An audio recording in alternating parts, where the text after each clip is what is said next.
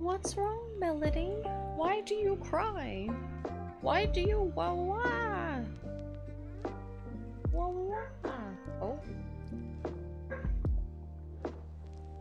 Ah. The pursuit of higher education foils you once more. Hello, Queen. Welcome back. And hello, Melody. Even for as briefly as it is, hello. But remember, you're persevering, you're growing strong. You're investing in future, Melody.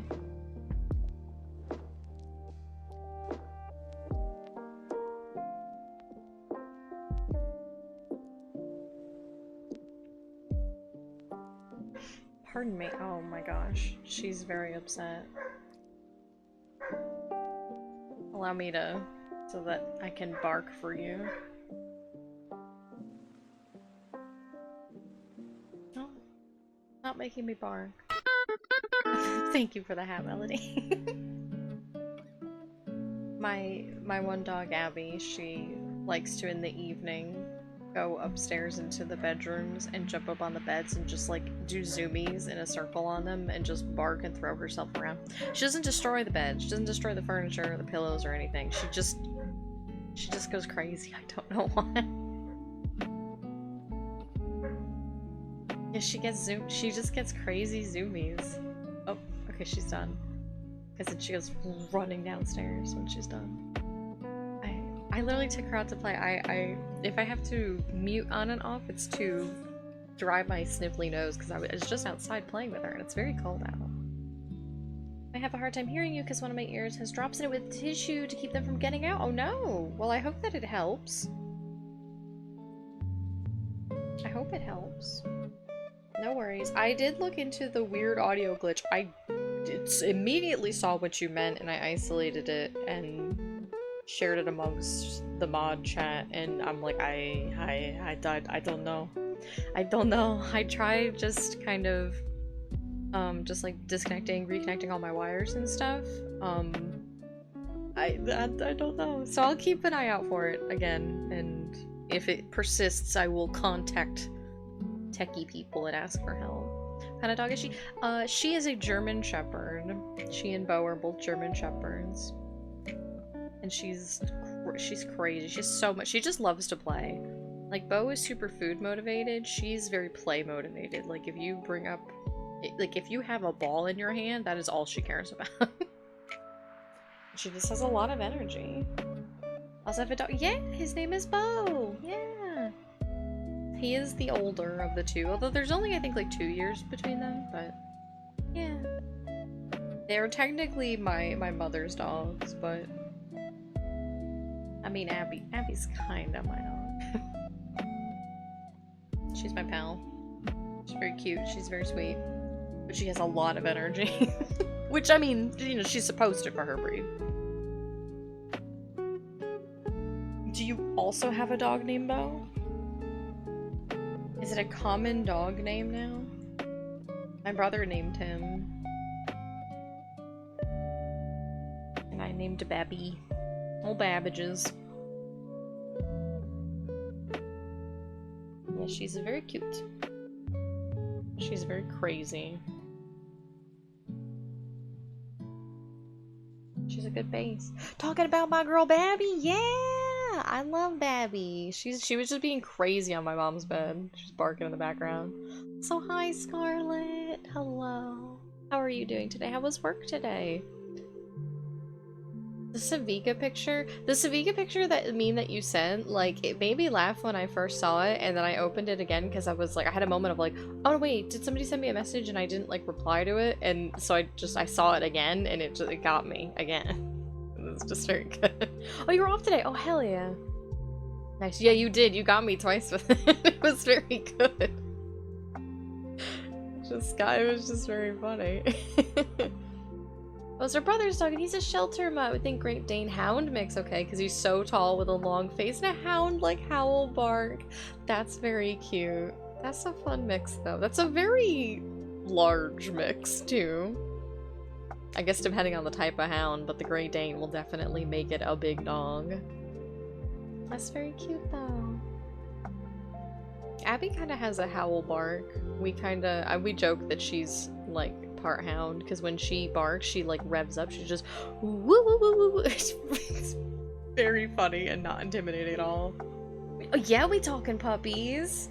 Please, please share Orion and Yuffie. They are so freaking cute. And Orion, I literally tear up every time I see him because I'm so in love with him. He's so tall. I would imagine he's got like those big, tall, like toothpick Great Dane legs. I love Great Danes. They're so fun. They're just fun to look at. They're so shaped. They're so shaped. He's sitting on his bum on the couch and him sitting next to him. Yeah, they're tall. They're huge. 5'1" for the record. Oh, I mean, even if you're a tall person, they're still big ass dogs. I mean, I don't know what the hound is in him, but the Great Dane part is massive. Sorry, I had to rub my eyeball. They were itchy. Oh, thank you for the hat. I was so cozy. And I'm still cozy. I'm actually very good. I actually might grab my blanket.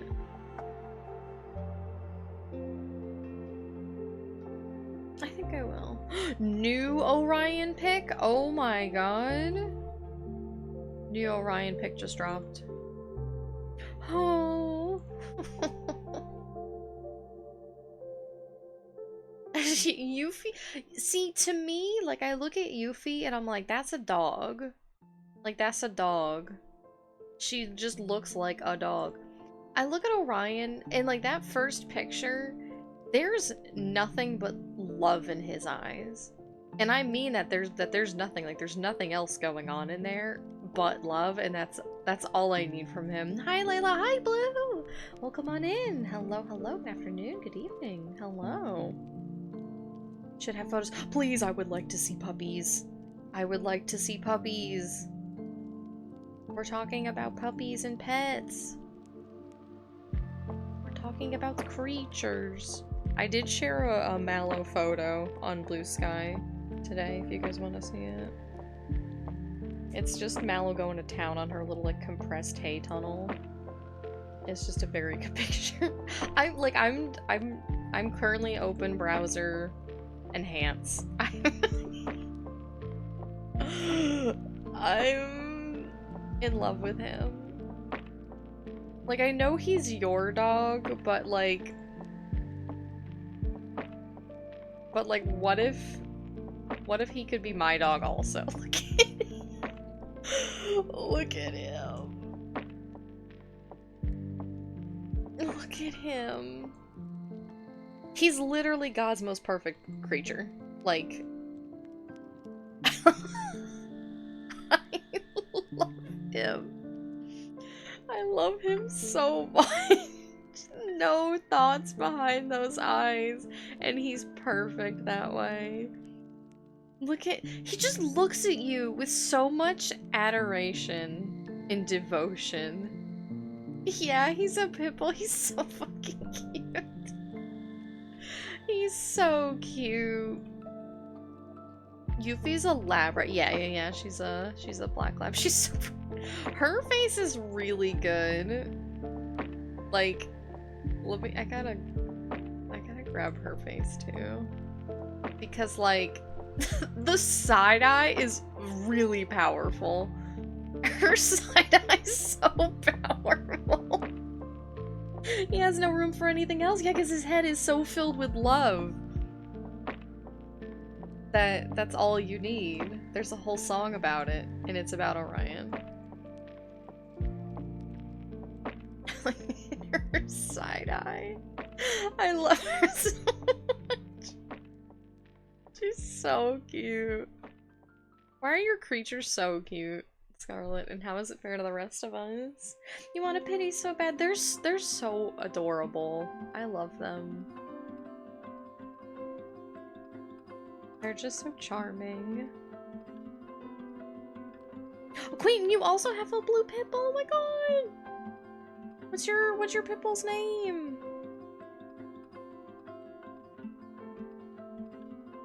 Oh my goodness, sorry, my eyes. I keep rubbing them, which distracts me from talking.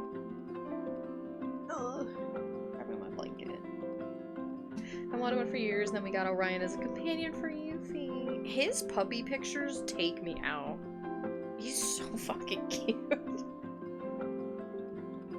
Like, shocking to me that he wasn't just gone the second that he, like, hit the shelter, because he's so fucking cute. Sheldon! My parents named after the Big Bang Theory character. I mean, Sheldon is a very cute name, though. A pit bull named Sheldon especially. There's something there. Yeah, her just like, that's just what she looks like when she's chewing it. She just coasted down. She just gets so into it. Which is good, because it's very good for her teeth, but it's also very funny. He's exceptionally cute. He was really cute. I mean, he's still very cute. But he was an absolute charmer as a puppy here. I will bring up, I can, because this is my stream, of course I can look at her. Why'd she look like that? Why is she so aggressive about it?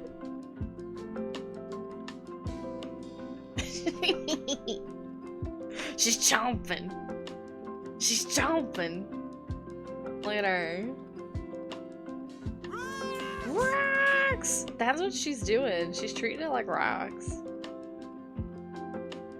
She's under her blanket for it right now. She'll cause mayhem and destruction later. Little beast. We used to have 2 blue pitties, but unfortunately lost her seat. Oh no! I'm sorry, Queen. My condolences. That's hard. Especially because it's so fresh. But how old were they? Your second one. What was their name? I'll take a drink of water. Very dehydrated.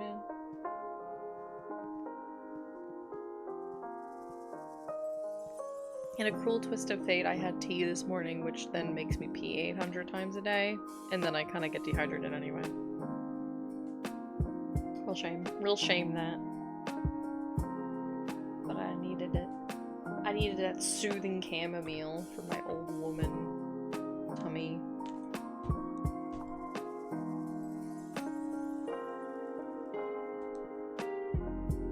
Sure, enter passcode.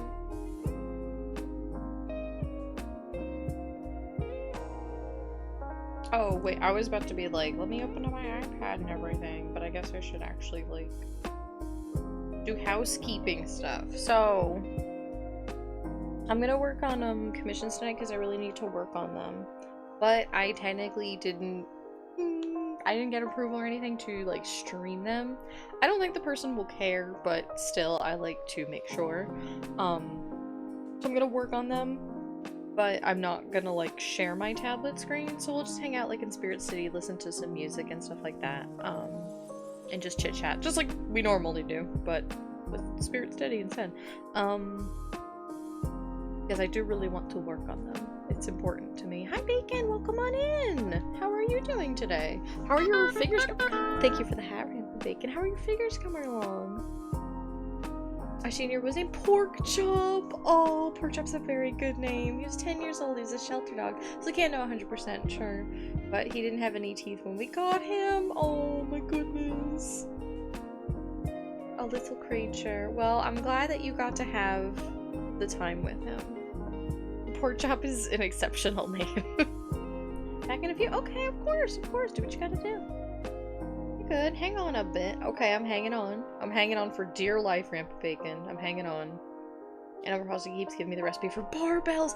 That's why I saved a lot of my little recipe cards, because I'm like, sometimes they just give you the same crap over and over again. It's like, please, anything else would be wonderful, and they don't. Ooh. This thing looks so cool. Where's my little Firefox? Firefox. Ooh, look at that. It looks so cool! Hands. And hands. Hell yes. The boys would love this. the boys would be like, "Oh my god, that's that model with its serial number XJ953." And I'd be like, "Yep, that's a robot." And that's how all of our Warhammer conversations go. Medium humanoid for scale and second pick. Oh, let's see. Oh my god. Oh, so this is like a big boy. Oh, he's like a little like mech warrior. From the side, he's got like a little like a cockpit. Oh, I see.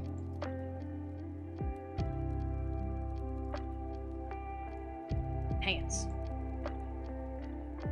This is very cool. There's so many. I'm just like, gotta crop because then I want to enhance. Look at all these details. That's so cool. That's gonna be a real pain in the butt to paint though, and I'm wishing you Godspeed. Godspeed, Macon. Rework my cell shading a bit. The pink base got muted when I try to make it metallic. That's a small robot. They get bigger. I mean, I guess that shouldn't surprise me, but still. Oh. Oh my gosh. Oh, Queen Bono is so cute. He's got little socks on. Like, literally. He literally has socks on. Okay, this is the last one. Because look at... Again, also, the just love. Oops. He's under my hand. Look at just the love in his face. In those eyes. Look at his little Twizzler socks. What a good, perfect creature. God's most perfect creature. Angels are real, and they're here on Earth with us. He's very cute. He's very, very cute. No! Oh, Sheldon. He has such a big head. Oh, there's not a single thought. See, the second picture's like there's not a single thought in his head, and then the third picture is like another bombastic side-eye. It is very powerful. These are very good. These are very good little creatures. He has the worst farts ever. Please join the Discord so you can go see all these very cute creatures. They're very good. They're very lovely little creatures. Thank you for sharing them with me because I love them all. Knights, the big stompy robots I'm working on come in 4 or 5 sizes, and the ones I'm working on at the moment are the smallest. Oh my god, they get bigger? By several degrees? 3 sizes of even bigger stompy. This is crazy. I mean, I guess it's very cool, and if you're making them as like models and stuff, then yeah, that's very cool, but like, I'm picturing the little guys fighting things that are like bigger than my computer. That's crazy. I mean, I guess that's the point of a challenge, though. That's very cool, though. Welcome back! There are more creature pictures in the Discord, and they're very good. Exceptional beasts. Many beasts have been shared. The cheapest... I see. But the cheapest of the really big ones costs like... Oh my god! Thank you for the hat. Oh my god! $1,000? And that's not even painted! Or is it? Do they come pre-painted? Does that add on to the value? Oh. Okay, I did almost just burst into tears looking at the second picture of Pork Chop because he's really powerful.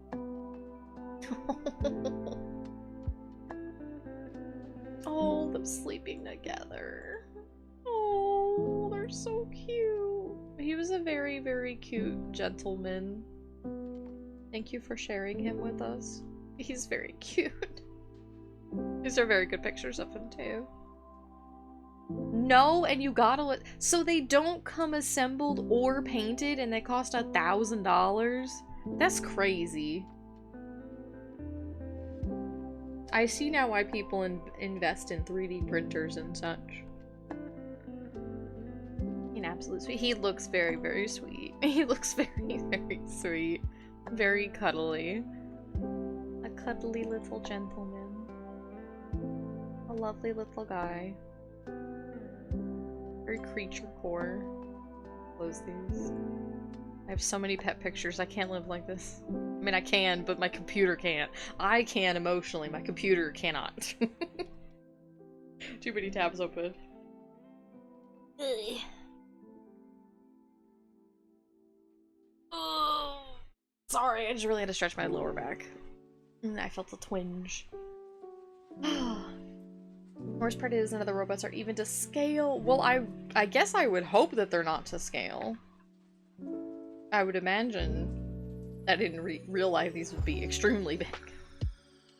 Because if the little person was like that big and that was next to like the smallest one would easily probably be up to like 10 feet tall. If it was proportional. So on YouTube is we're gonna scale model of the really big ones. That's insane. That sounds very, very cool, but that's crazy. I think it's like 5 or 7 foot. Oh my god. Another oh, Jelly Bean! He has a little bow tie. Oh, look at those very dapper crossed paws. This is a very elegant creature. I did say elegant creature right as I got to the very last picture, which I think is very good to me comedic timing. Jellybean is perfect in every way. I have no notes. I have no suggestions for how to improve this dog, because I don't think you can. I don't think you can improve upon perfection. Jellybean is very good. Jellybean is very lovely. Where's my glove?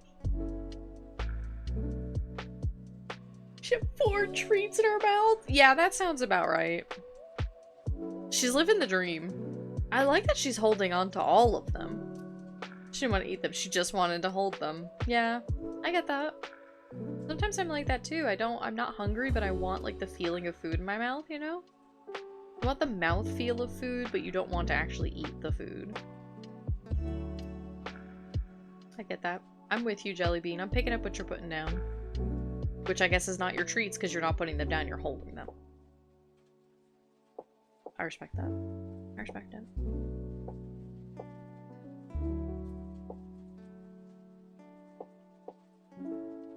Oh, okay. Okay. Before I get into drawing, what else did I... Oh! We finished voting on the movie for Bingo Night. Next Friday, the 13th. Oh, ew, Friday the 13th. We're gonna watch The Night Before Christmas, which is a movie on Netflix. It's very good. It's very cute. It's actually like a very cute movie. Like, it's very cheesy and corny, but it is also just a very cute movie. So I hope you guys will like it. We're gonna play bingo! If you want to like make your own bingo cards, or I posted one that you can steal as just like a sample. Or if you don't want to play bingo at all, you just want to hang out and watch a movie, that's fine too. But it's very fun. It's very fun to look for just different holiday tropes. Melody actually shared a TV tropes page of like holiday tropes, which I didn't even think of to do, but that's so smart. So if you want to like make your own bingo cards, that's a very good resource of just like different goofy, you know, cliches and stuff. Circle, my beloved. I genuinely love it. It's a very good movie. You've never heard of them? They're all very good movies. I do recommend just like if you have access to watch them on your own. They're very cute. We've seen all of them. We picked ones that like we've seen before. And his name is Circle. Kinda, yeah. Yeah, it is. It's very good. Like, it's very, very cute. And it's a good movie. All the other movies that were on the list, I recommend. They're very fun, they're very sweet. Yeah. We like watching really goofy movies, and we found some that are actually very cute. So, yeah, join the Discord! It's very fun. So, join the Discord, come watch bingo with us next week. That's next Friday, so it's not this coming Friday in like a few days. It's next week. It'll be the same time, like 7 p.m. Eastern, so whatever that time is for you. In the announcements, it should adjust to your like date and time locally. Like it should adjust it. I think I found the thing that helps it do it, so hopefully it is reflecting properly. But yeah. Yeah. Also, what did you say? Check the really big stompy robot. That's to scale. It's the biggest of the really big stompy robots. 7 foot tall, and it's got a model cathedral top. I mean, that's cool as hell, but oh my goodness. That's crazy. It's very impressive, though. When I say crazy, I do mean it like in an I'm impressed kind of way. I have more movies to watch this year. Yeah! We watched Hot Frosty. I really want to watch Merry Gentlemen because it also looks not good, but in a fun, low-stakes way. And there are actually a couple other ones that I really want to watch, too. We need to set up our own little movie night. A friend movie night. 6 minutes and I can get these drops for yours. Yeah! I hope they help. I hope whatever you needed them for that they will help. Yeah, that's right. Yeah, that's right. 'Cause she made a new one too. I love her. Her movies are so ridiculous. Falling for Christmas is so good. Genuinely a fun, ridiculous movie. Yeah, they're cute. 10 out of 10. My mom is obsessed with A Christmas Story, so one of these days I'll be sitting down and watching it with her. Oh my god, Rampant Bacon! Thank you for the redeem! I will refund your points. Thank you. And if one of my mods can reject. Here we go. Here you go. Yeah, put your points back. Thank you. And my mods can verify you. And if not, I can or make sure that you do all your good stuff. You gotta rule read and just say a quick hi in the introductions. I'm thinking about like being more lax and changing the requirements, but I don't know. I don't know. I always think about like relaxing it a little bit and then like case in point today, I posted the picture of Mallow on Blue Sky, and pro tip, I'm a small enough account that like when I get notifications and stuff, sometimes I will actually like check the people that follow me or share stuff like that. I don't mean to do it in like a creepy way. It's more of I'm like, are you real? Are you an AI robot? Are you like a scraping robot? Are you just a terrible person in general? And one of the people that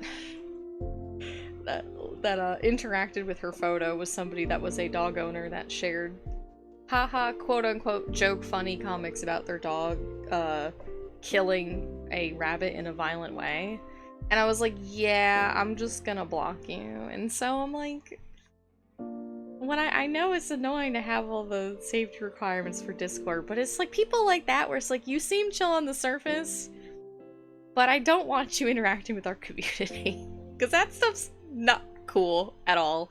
I don't think it's funny, and sometimes the rabbit aesthetic kind of can attract people like that. So yeah, so I'm like, Which again, like I know I've said it before that like it sucks because then like I see you guys join the Discord and I'm like, well, I know you guys are fine, but I gotta keep it even. So oh, the internet is a dangerous place. Just found the block. Yeah. Yeah, I was like, okay. Which is a shame because at first I was like, okay, you just seem like a normal person, and then I literally scrolled 2 posts and I was like, just kidding, goodbye. Goodbye from my existence. I don't want to interact with you ever again. Love it. Love it. It's not change requirements, more bots. Like me will join. You crybaby, you're not a bot. Shush. But also, you know what, case in point, that's why this Saturday is my birthday. And I know I've said it before, but I just wanna, I gotta do my little announcements and stuff. I gotta do my little housekeeping. You might get that. Have a nice day, but I need to do something silly after stream, but I don't want to do it now. But yeah, this Saturday is my birthday. And I'm gonna do a little charity stream for the House Rabbit Society. Because especially with the holidays coming up, there will be lots of medical needs and rescuing and stuff as people get rabbits for gifts and then decide, wait a minute, this is work and a very long time commitment. And they either surrender them to shelters, which is good in a way, or they just kind of release them into the wild, and they have to be rescued. which happens a lot around holidays and Easter and stuff like that. So, you know, our goal's just like $100, which maybe isn't a lot in the grand scheme of things, but I think it would be nice to try for. And I set up a bunch of different little fun rewards that I hope you guys will like. Obviously, always take care of yourselves first, but if you would like to, you know, feel free to. Or you could just like come by and hang out and say hi, and that's fine too, because I'm gonna be playing a bunch of bunny games. I found some really cute ones that I will also, like, after the stream, I'll post, like, in the Discord, be like, hey, here's, like, the games that I played on stream, and you guys can check them out for yourselves if you want. Some of them are just cute, they're silly, some of them are, like, puzzle games. We're just gonna hang out and have a good time for my birthday. That's all. That's all, no problem. It's gonna be a fun time, I hope. Got myself drawn as John Lister from Signal, so I disagree. And also, thank you for the happy birthday. I'll be able to join us here because I'll be out of the bar. Hey, you know what? That's fine too. If you gotta do what you gotta do. I know, especially because normally I stream on Sundays on the weekends, but my birthday's on a Saturday this year, so I wanted to stream on the day of. Would you play Pseudo Regalia? I could be convinced. Well, I mean, I'm not gonna play on Saturday, but I could be convinced to play that sometime because it looks really cool. I've seen other people play it. It looks very fun and creative and just cool. And it's got the Benoy as the main character. I love her design. Very cool. But yeah, we're gonna play Goat Rabbit. I just gotta go, go, go, go, go, go, free yourself. Yeah, we're gonna play Lapin, which is like a little. It seems like a narrative platformer kind of game. I commissioned some bunnies, which is just a little find it. They drew things, and we gotta find the little bunnies in the hidden pictures. Bunny Park, which is just like a little farming garden sim type of thing. It looks very cute. And then Puzzles for Clef, which is a like platformer puzzle game, which I've actually kind of wanted to play for a long time, and I did almost play it at one point earlier in the year. And then I wasn't able to for some reason. So I was like, well, I'll just save it for this then. It's a very long game. So I think 3 out of 4 of these we could probably beat on Saturday, but Puzzles for Clef might end up being, we'll come back to it on like Monday or something too. So yeah, I'm very excited to check them out. They all look very good and fun.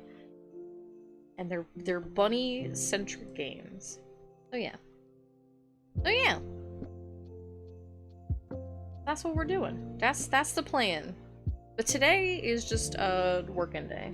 Today's just a drawing day. So let me get this out of the way. Because again, I am working on stuff. But I'll put the little art wheel over there. Where am I gonna put myself? I'll put myself here at the window. We got our little oh wait, hang on. I go to the desk. Yeah, there's a drawing one! I thought it was a guy. Oh yeah. Because I'm working on commissions and I forgot to ask for permission to stream it. So I do want to use this time block to work, but I don't want to betray my client's trust. So I will respectfully not stream it. Hi, Worm Surgeon, welcome in. Should I session prep or play video game? Well, it is a co-working Wednesday, so I'm gonna suggest do a little bit of session prep, just a little bit. But at the end of the day, you follow your heart. I'm not your mom. I'm not your boss. Oh, I will do a stretch. Thank you.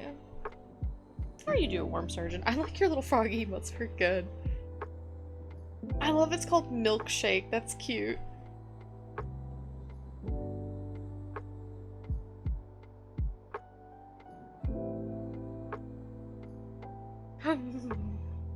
That's very good too. A little woohoo. I need to make us another cute little dance emote.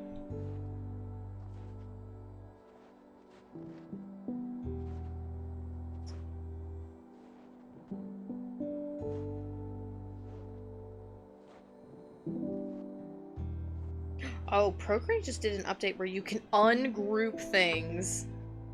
So you don't have to like select everything and then drag it out and then like delete it. You just tap on the group and it has a new option ungroup, which I know seems very much like, wow, the bar is so low, but also it's such a good feature. I saw it right before stream and I was genuinely stoked.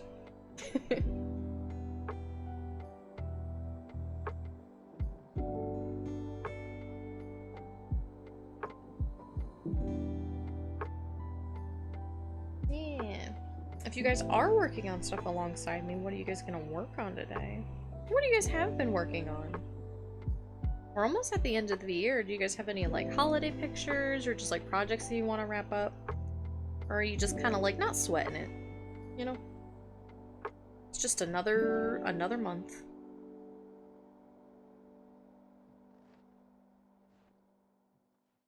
I realized today, like just a couple hours ago, that I was like, oh my gosh. We're in December now, which means that it's like time for the little end of year summaries to start cropping up, which are always fun. Always fun to look at, and I like looking back at my own stuff too. Like, what stuff do I still quite like by end of year?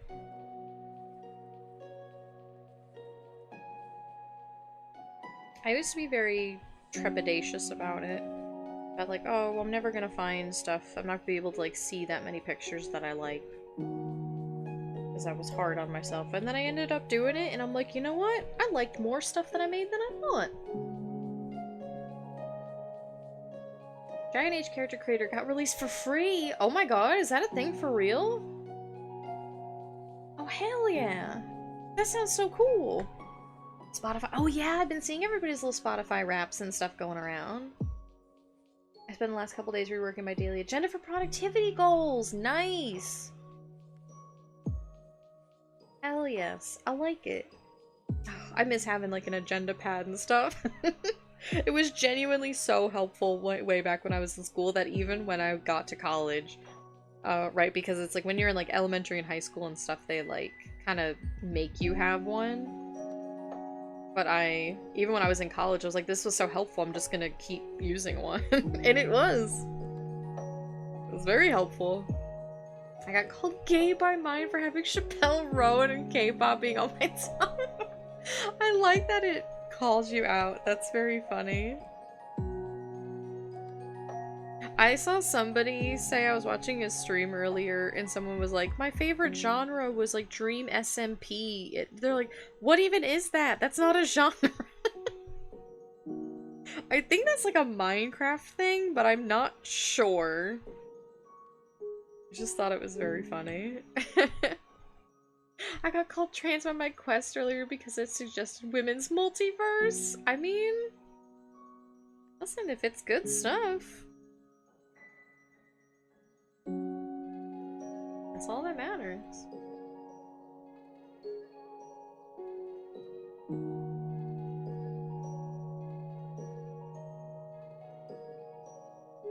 One of mine was Fantastical Theatrics, and it was all because of Epic! Just listening to it on repeat. Yeah, I have tried to use like the Spotify rap stuff, but I don't actually like use Spotify for listening to music, so it only ever comes up with like, oh, you listen to like this one track, and I'm like, yeah, true, and then all of the rest of it is podcast, because that's the only thing I use Spotify for. It's like, oh, you were a big fan of the Crane Wives, and I'm like, well, yes, true, I am, but also I don't listen to you for music, so perhaps the sample size is not the most statistically viable. I need to check my YouTube music. I keep on. Oh yeah, yeah. I did get my playlist for like my year, because that's where I listen to music, is on YouTube as well. And you know what? A lot of bangers. I still like a lot of the stuff that I listen to. Oh no, I just started mine. It's Blurring Hell is Forever. I know. I do think that's probably. See, I feel like that's a good use of like tracking statistics and stuff, is things like the Spotify Wrapped, because it's just your like what you like listen to. It's your statistics in the app, and it's also very funny because it calls you out, be like, yeah, you listen to this one song on repeat 80 times. It's like, yeah, I did. My top song was definitely Poison. Poison. Poison.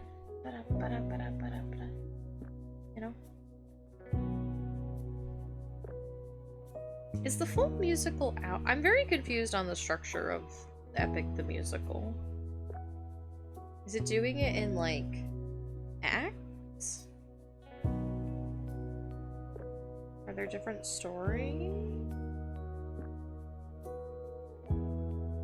How long will the full musical be?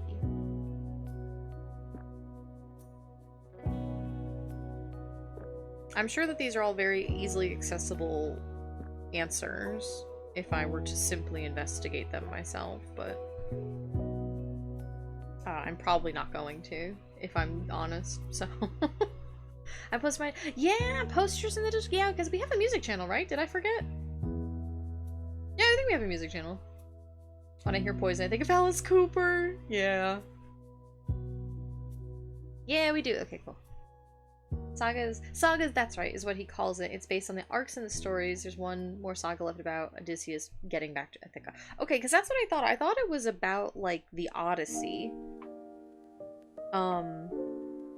Like, the whole musical was about the Odyssey, but then people were calling it different sagas, and I was like, well, was it different stories? Which I guess is fine. I mean, I was just curious.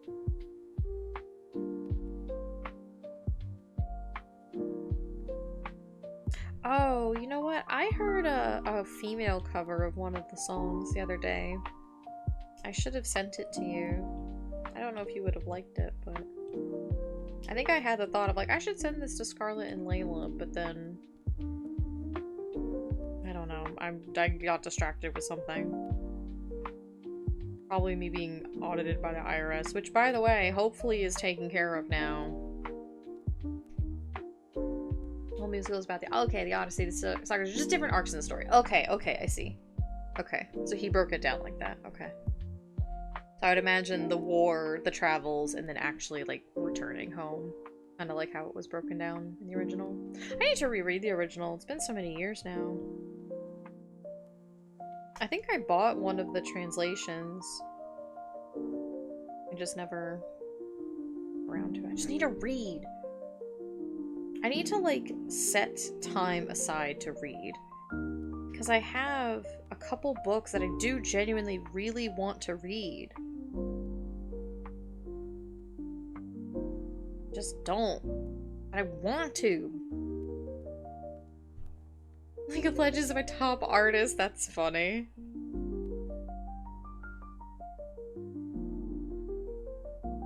I think I got for one of my artists for YouTube, it was like, you were in this person's, like, top 1% listeners. I was like, yeah, that's because I have ADHD and I turn on music and then I literally just hit loop video and then that's it for the next hour. I'm like 8,000 of these views alone, single-handedly. I don't think there's a way for me to actually check it willingly. I just have to check it out next time it pops up. Oh no.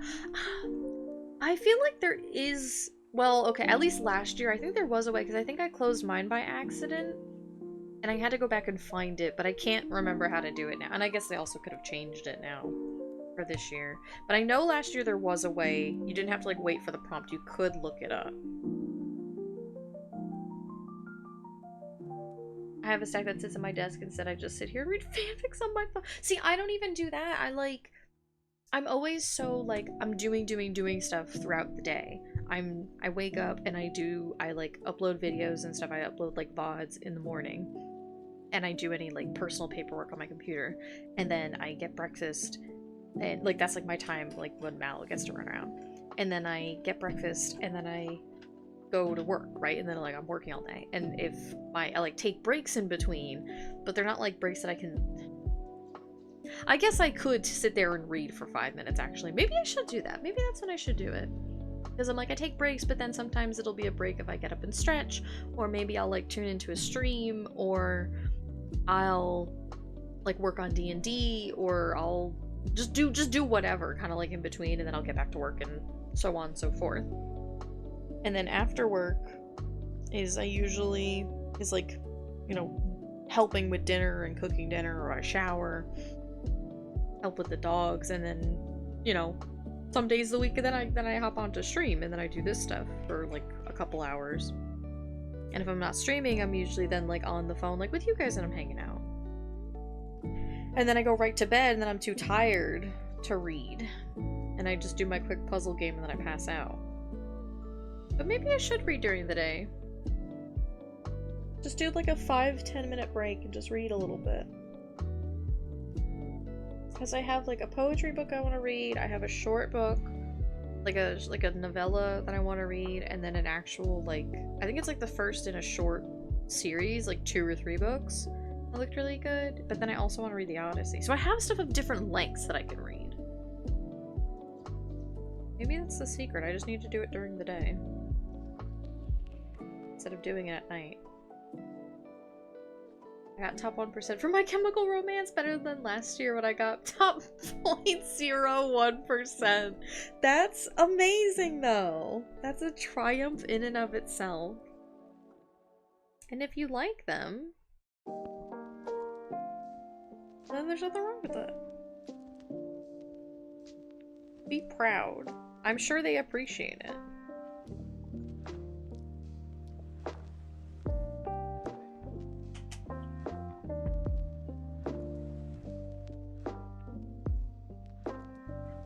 Oh, she has a piece of cardboard. I was like, hang on. What are you chewing on? Approved cardboard. And then she poosh me. She poosh. Are the best fan ever. That's true. That's true, Lily. You're a huge NCR fan. You went to see their concert.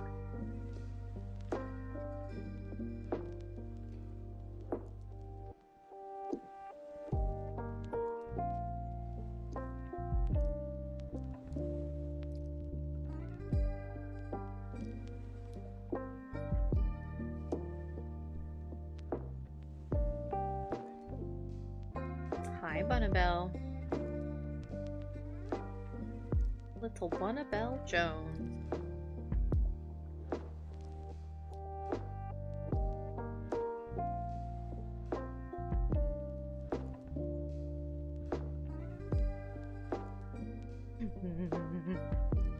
Scrumble. Get scrumbled, idiot. I was annoying. It's just very funny. Yeah, no, I always think it's very funny whenever I get the achievement of like, you were this person's X percentage, and I'm like, oh. I don't know if this is a good or a bad thing.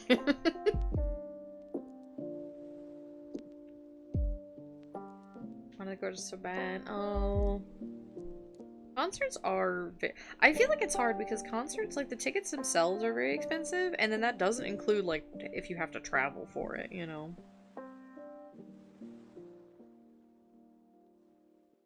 I think literally the only concert I ever went to was Trans-Siberian Orchestra. One of my like classmate friends at the time, she had tickets. She was gonna go with a different friend, but then her friend like wasn't able to, so she's like, I know it's last minute, but like, would you like to go? I'm like, hell yeah. And we just like went down to Boston real quick. It was very, very good. They were really cool and good. I was very fortunate. Another I didn't get to, yeah. They're really cool if you ever get the chance to go. Because I wasn't like I was kind of like vaguely familiar with their music. But I wouldn't have considered myself like a fan. But seeing them live was like, oh my god, it was amazing. Obviously they're very good, but just like, I don't know. It was just a very fun experience. Oh, that's not true. I did also see 2 cellos in concert. But that was weirdly, I saw them when I was in St. Pete. I saw them when they were on their like global tour and they were in Russia. And my friend and I, we saw them. And they also extremely good. Very, very good in person.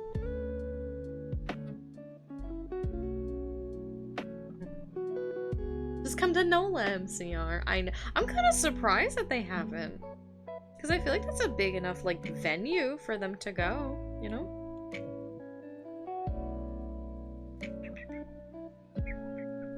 Annoying.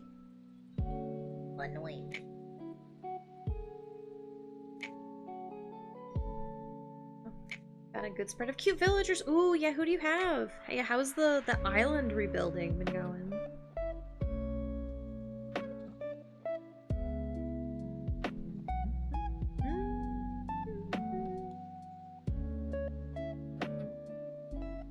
Finally filled those first 3 house plots, yeah.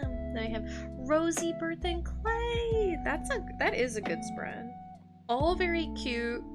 Good spread of personalities. Good creature spread.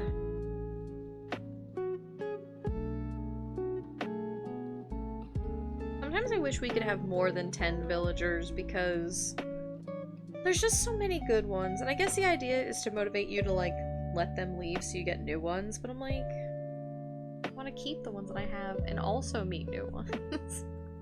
Because that's so wrong.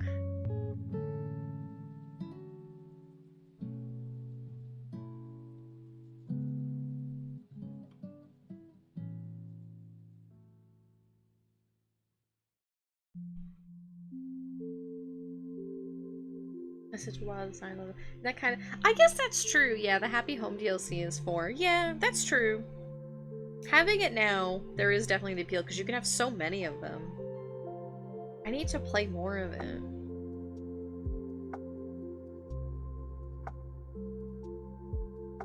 It is genuinely so much fun. Like.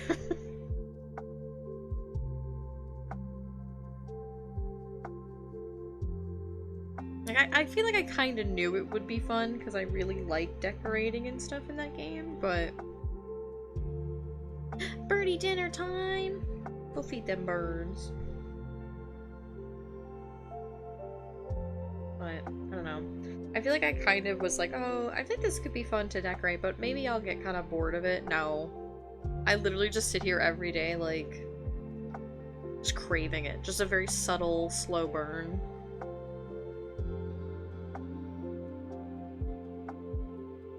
Melly, you're very cute, but I'm trying to do kind of detail work here, and it's very hard to do that when I am also petting a creature.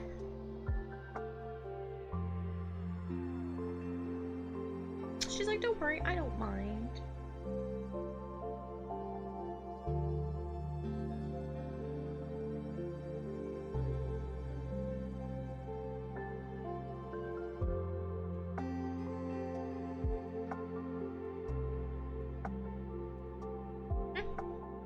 Very small. Very small, very tender creature.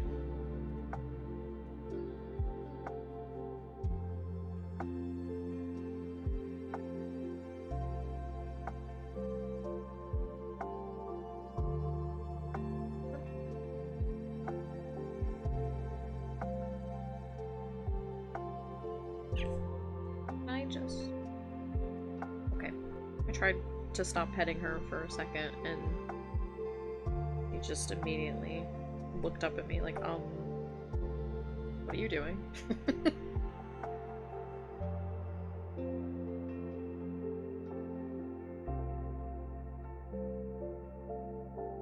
Speaking of music and musicals and stuff, has anybody seen the Wicked movie? I've heard it's very good. I've heard people enjoyed it a lot. But also I heard that there's gonna be like a part 2? So it's gonna be a sequel cash grab, I guess? I don't know if that's true or not, though. Feel free to correct me if that's not true.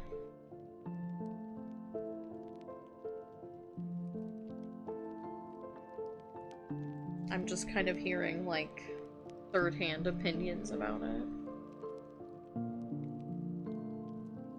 I will probably not- well, I will definitely not be seeing it in theaters, just because I'm not really a movie theater person, but... Oh.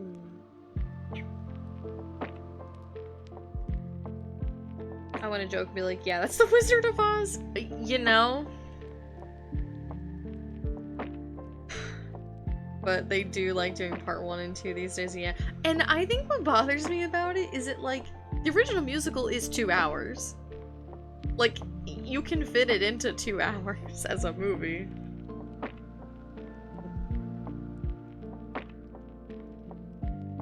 But also there was kind of a fear in my heart that it was like, oh yeah, that would be the Wizard of Oz.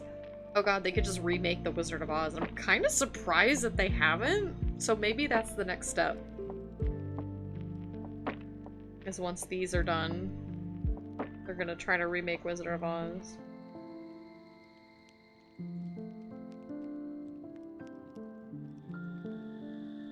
Which, I mean, I guess. Superheroes are out, musicals are in. Yeah. They did too many superheroes. They gotta find a new nerd group to go for. Time for the decade of musicals made into movies. And see, my thing is, like, I wouldn't really mind that, because at least it then actually is, like, transformative in some way, as opposed to, like, let's remake the Fantastic Four movies 8 times. Like, I think we got it the first few times. Versus, like, converting a stage play into a movie is at least... Yeah, and exactly. It's like, it would be more accessible.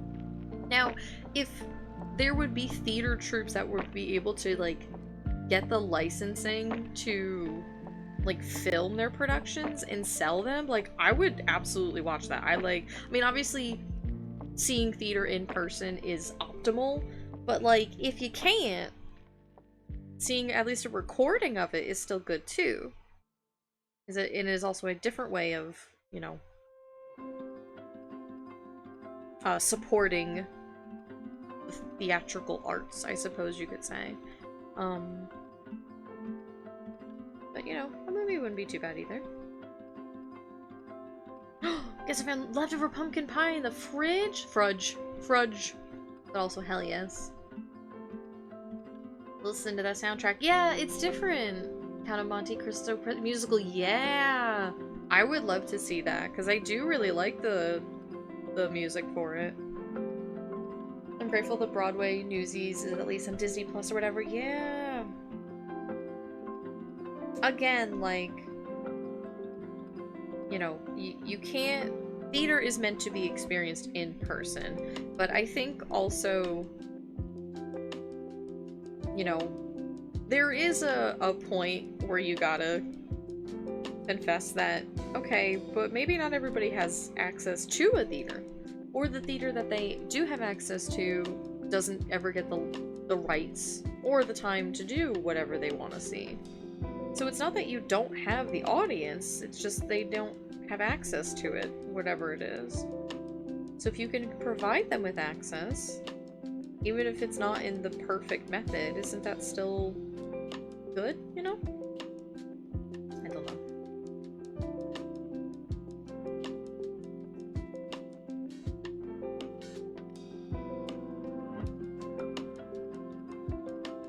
In all the ways that technology can be used for evil, that is, I think, a way that it could be used for good.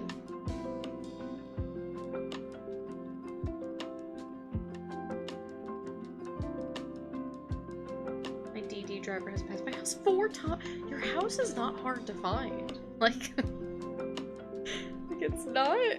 It's really not hard to find. It's really not. Shout out to the guy that I slowed down and had my blinker on and he still tried to pass, and it was like, what are you doing?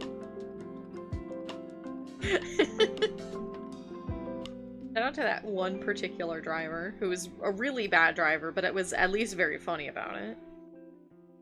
Come back around again. Stand outside some glow sticks? Yeah, be like, please. I'm right here. Hello, bunny. You're back. But can you go be a bunny so that I can draw this line? Just like, no, and how dare you even ask me that? Can I bring this? Oh. No, it's the same. Okay.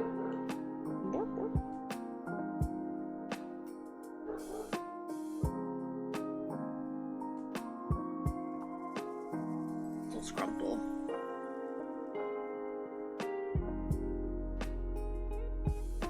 issue is, but it's too socially acceptable now to be an issue. I'll take your word for it.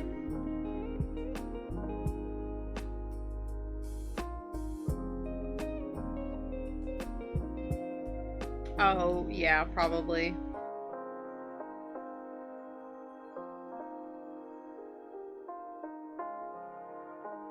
That is very possible.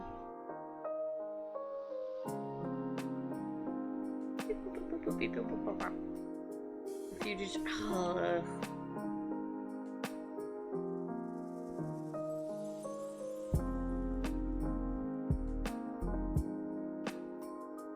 One of the dreams is like... is being able to like move out and actually live an independent life. Partially in the frivolous ways to order takeout. But then I'm always like, I'm so scared. What if I get bad people? I was so lucky when I was in Charlotte. I actually had really nice people all the time.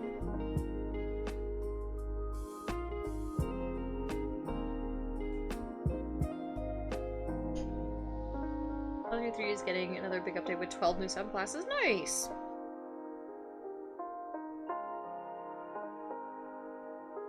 Corn grits, my little baldy gayers. My little bald gays.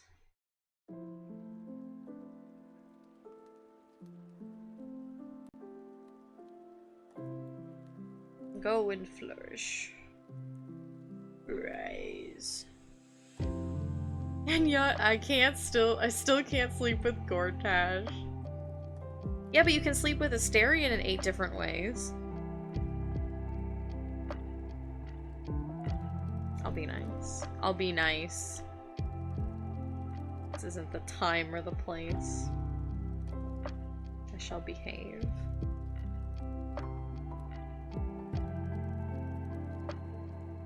Also, going back like 20 minutes, didn't you did you say that like we need to watch Year Without Santa Claus with Jordan? Because yes, I agree. I feel like I read that in my head, but I don't know if I read it aloud and addressed it. But yes, I agree. Yes.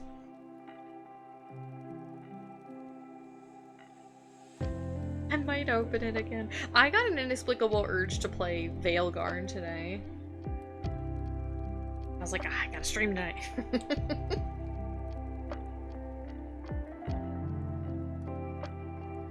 We're so cute. Cover is so good.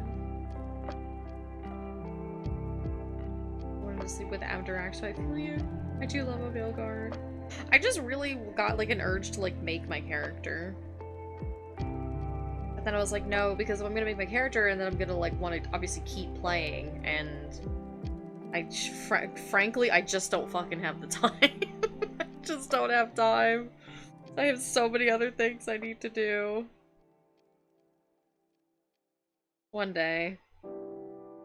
I will say, I guess I either don't follow, quote-unquote, the right people, or I follow the right people, because I have not seen, like, any spoilers, and I appreciate that from the bottom of my heart. Because, like, I know the game came out a month ago now, but I can't do it. It's such a big game, and I have so many things going on.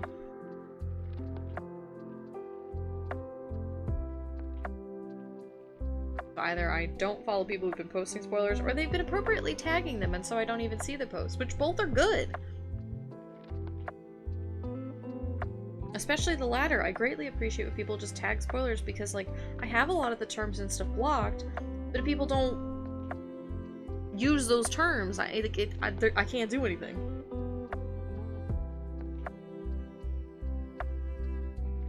I haven't played it nearly enough lately. My partner has passed me in this story, which is terrible because she's so bad at not spoiling things, or at least it tortures her to hold things in. That's very funny. She's got to find an outlet. She's got to find someone else to talk to about it. And then that way she can, like, get the spoiler zoomies out. You know?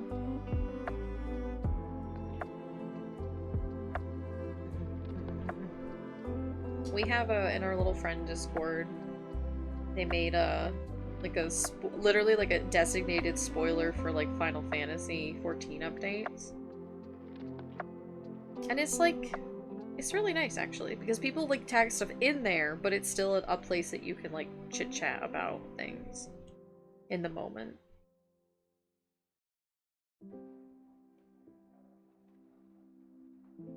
What's going on?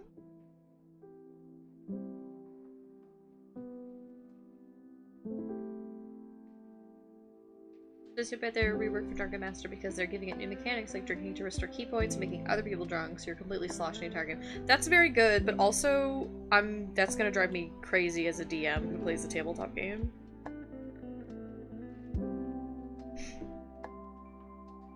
Baldur's Gate 3 has been a bane on the actual tabletop game.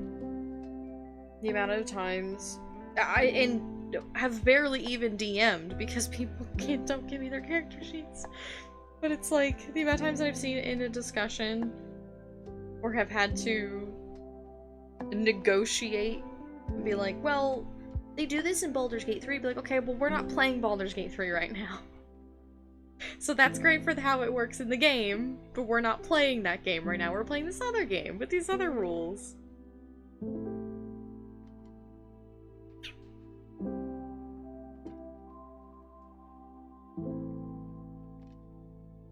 I feel like it's like how people feel about Critical Role. The thing itself is fine, but the way that people then try to be like, well, this is how they do it on Critical Role is like, okay, well, you're not on Critical Role right now. So now I'm like, I get it. I now see what these people were talking about. I was a fool then. I was naive, I was young. A cool way to include the fluff of different alcohols in the game towards the storytelling. Yeah. No, I mean, like, I think it's a cool, again, like, in the context of the game, I think that's very fun. And I feel like that could be, like, a very fun thing to do at, like, an approved table. But it's more of, like, well, this is how this game studio did it. And it's like, that's cool, but we're not playing that game. And it's like, I shouldn't have to push back against a thing that we all know the rules of already. I don't know. Why do you slide away when I pet you? It makes it very hard to pet you if you keep moving away. I think at this point, the only way I would enjoy Baldur's Gate is playing through it with you, but that's such a time commitment. I mean, I was about to boldface lie. I was about to boldface fucking lie on the internet. Because I was about to say, I enjoyed my time with Baldur's Gate 3. And that's just not true. Just why would I say that? But the thing is, I didn't... Okay, look, listen, hang on. Hear me out.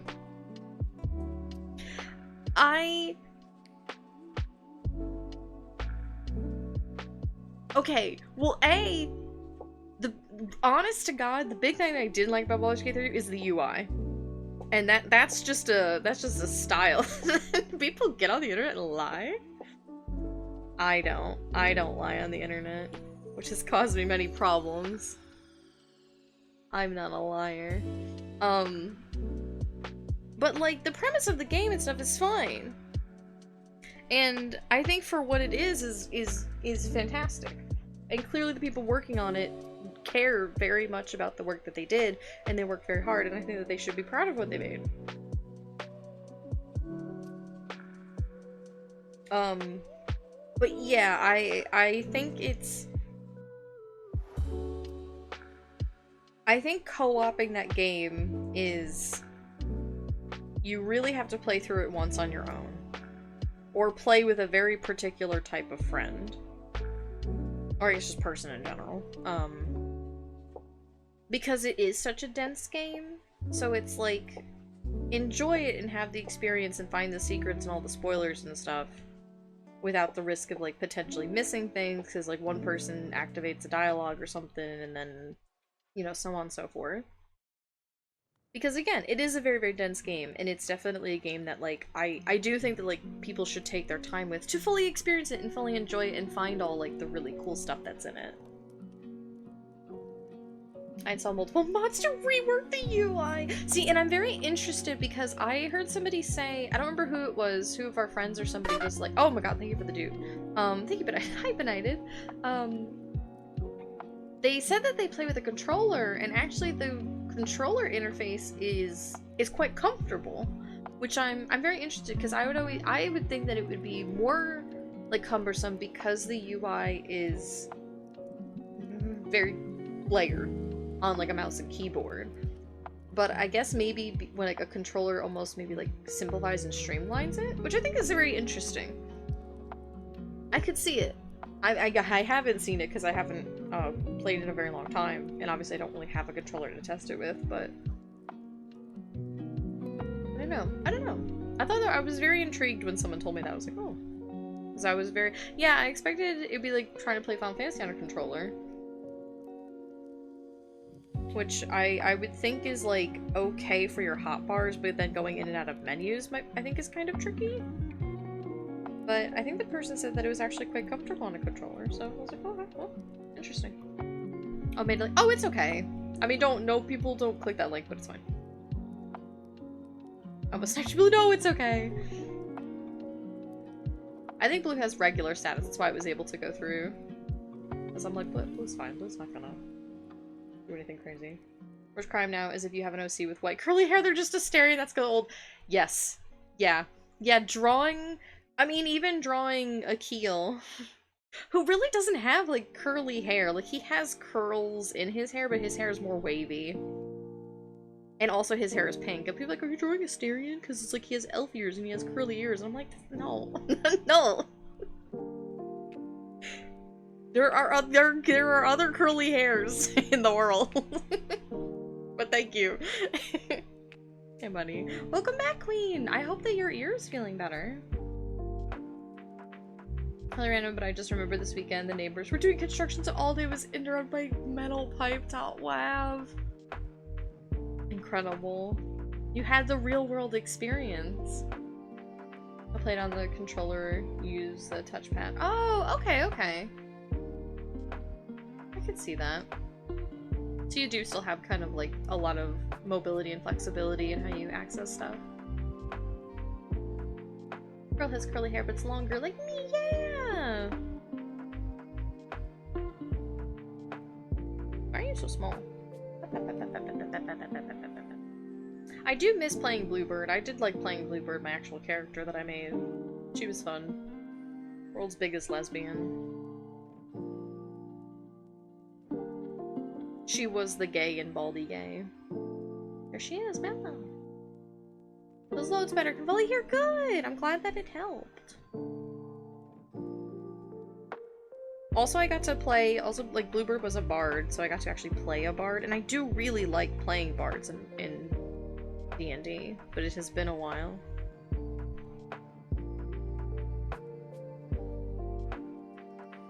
So it was nice to be able to play one again. Oh, Blueby. A moment to get back because getting the drops out of my ears makes me dizzy. Oh no, because inner ear controls a lot of stuff related to dizzy. Yeah. Well, I'm glad that you didn't trip or anything. I'm glad it helped a lot. That's good. It's so bad that I think romance and Carl like really diminished my enjoyment. She's so cool, but her romance was so dull. She has a very like, her ending can go in very like polarizing, I guess just for lack of a better term, way. I do still love her though. She's very cute. I'm pretty sure she was Bluebee's girlfriend too.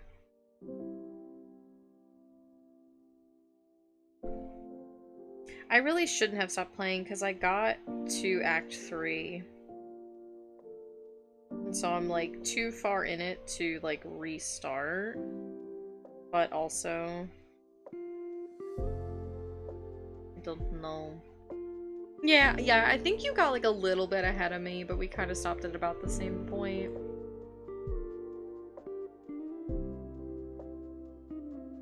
The problem because my Jenga's controller has glitched touchpad. Oh no, so playing 14 is impossible. Oh, that sucks. My character in Baldur's Gate 3 with the Teeth Paladin named A Liony. Okay, a Liony, and I love them very much. I restarted Alani as a Dirge playthrough too, though, so yeah. I did actually really like, weirdly, I really liked the Dirge storyline. It was very cool and interesting and felt very, like, organic to the greater story at large, as opposed to just kind of like vanilla Tav. Which I think vanilla's fine, because then you can kind of, like, fill in your own story. But, or, like, you know, the events of the game are your character story, which is also always very fun in a tabletop type of game. But I actually really like the Dirge stuff. Definitely, like, I'm glad that I took the time to look stuff up about it beforehand, even if it meant spoilers. But it actually helped me enjoy it a lot more.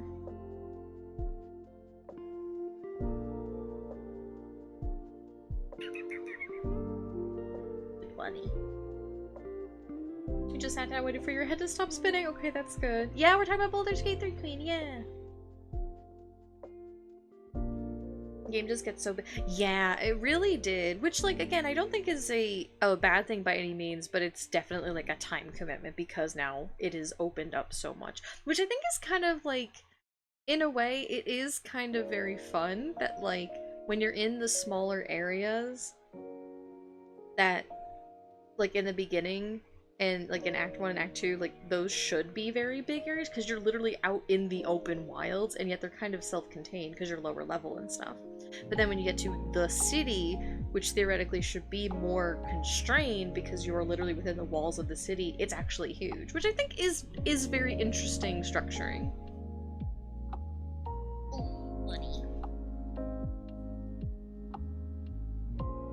Karlach is big red fire line. Oh, and your tiefling is small blue and ice aligned, and Karlach is big red and fire. That is very cute. That's very, very cute. I think the way, yeah, at least from the point that I got to, how it handled Zevlor was very strange. Very, very strange.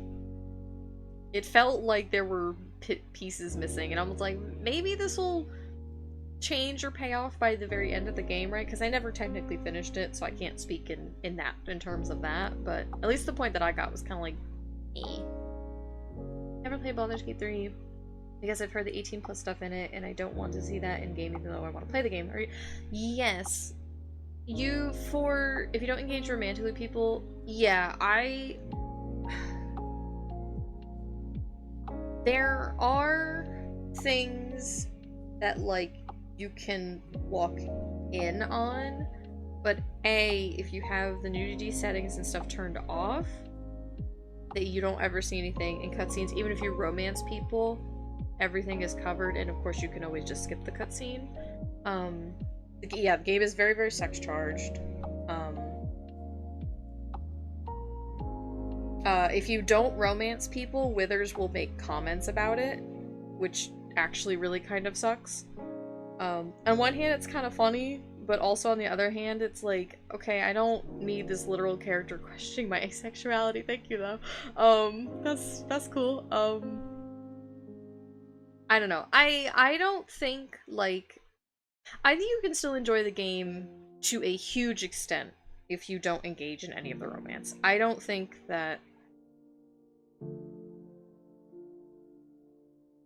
Yes, yeah, when you turn people down, they get mad at you, which is very, very true to life, I'll give them that. But they do kind of get over it. They kind of just get, like, mad in the moment, and then they're like, okay, well, whatever. And so, I think it depends on, like, what, like, your threshold is, right? Because I can't speak to, like, what you would be comfortable with. But I do think that the game is big enough and dense enough with content that, like, there is plenty to enjoy along the adventure. You know? And I think also, like, in regards to other 18 plus stuff, like, there are other things, like, you know, like, if you do, like, a Dirge playthrough, for example, make sure you have Speak with Animals as a spell and have it active at all times. And just kind of, like, watch certain dialogue choices. Most of them are very obvious. but they can get very serious, especially when it comes to like animal harm, which is something that like I had looked up ahead of time because specifically I'm not okay with stuff like that. You know, I can like disconnect a little bit in the sense of like a fictional thing and then like a real life experience, but I do still have a threshold for it. So I was like, let me like just, you know, look this up ahead of time so I know, right?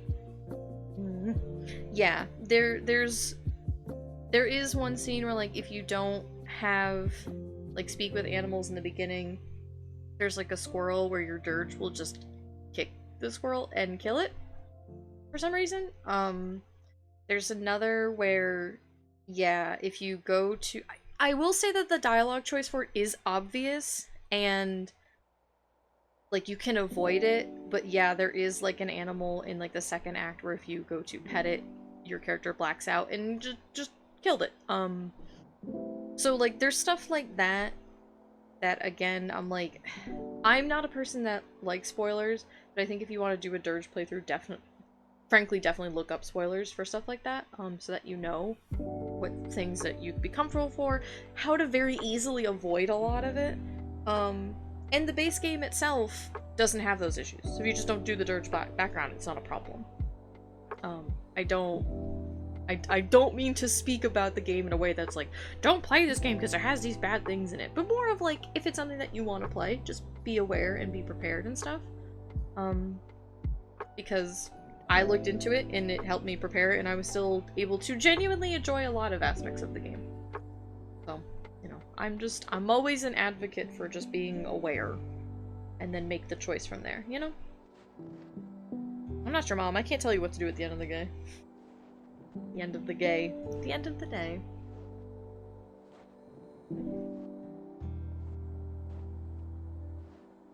But also in my ramblings, I missed a lot of messages, sorry. I just wanted to get that thought out, because I was like, it is kind of like a nuanced topic, and I didn't want to, like, not speak on that nuance, you know?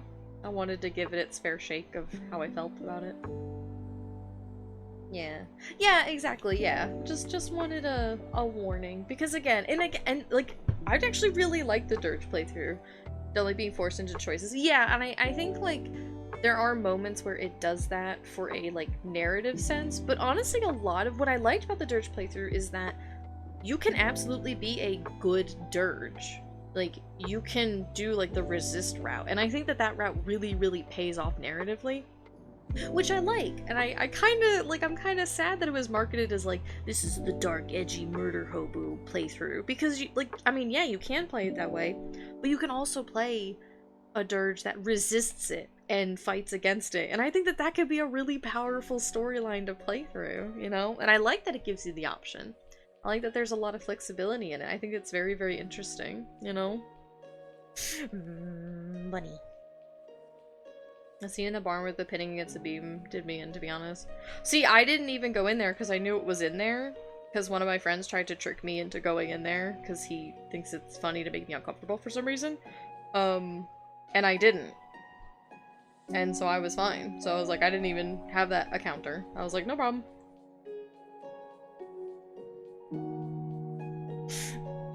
Okay, can you go be a bunny so that I can work on details, please? Okay, thank you. I watch a YouTube playthrough of it since they'll be having to cut a lot of stuff to be able to. Yeah, that's true, possibly, yeah. Find one that, like, does the route that you want to see. Or maybe even one that kind of goes through, like, all the different routes. Because there's so much in the game that, like, there's genuinely so much to enjoy. She just wants to be petted. So much she wants to be petted. And that's fine, but I can't rub my belly and pat my head at the same time, is basically what my brain is doing.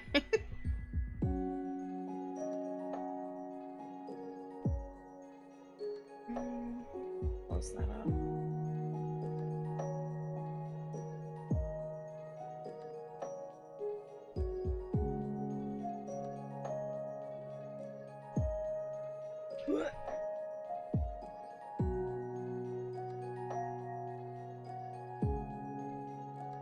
I never romanced Blackwall. See, I wish I hadn't romanced Blackwall. Because I liked Blackwall, but I liked a different character more, and I was like, maybe I'll go with him. And then his little twist happened, and it was ironically a very specific romantic trait that I really don't like. And so I was like, oh no. But I did really like him as a character. I just wish I had just friend-zoned him instead.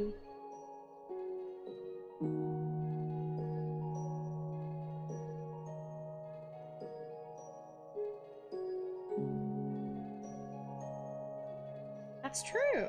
There are so many. Jagged Age Let Me Kiss Riley Sampson 2024. I wonder if that game had come out now, if there would be like modding community for it, you know? Because people make such elaborate mods, and people are just very creative with stuff like that. But I feel like now at this point, it's been too long. Josephine was so freaking cute. Thank you for the sippy. I will take a drink of water.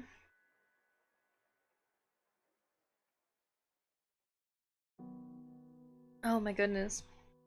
Josephine's romance was genuinely so freaking cute. It was so storybook, it was just adorable. And she herself is just a very cute, nice character.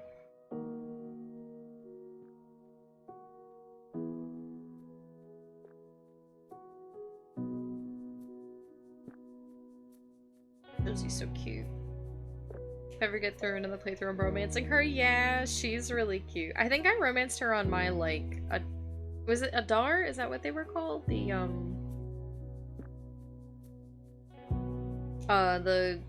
Kunari, was that their last name? Adar? Well, I used a Kunari one either, but the point is, and so I was big beefy lady with very cute Josie, and it was very delightful. Ah, wish fulfillment. To be a big beefy lady with a very cute little girlfriend. That's the dream.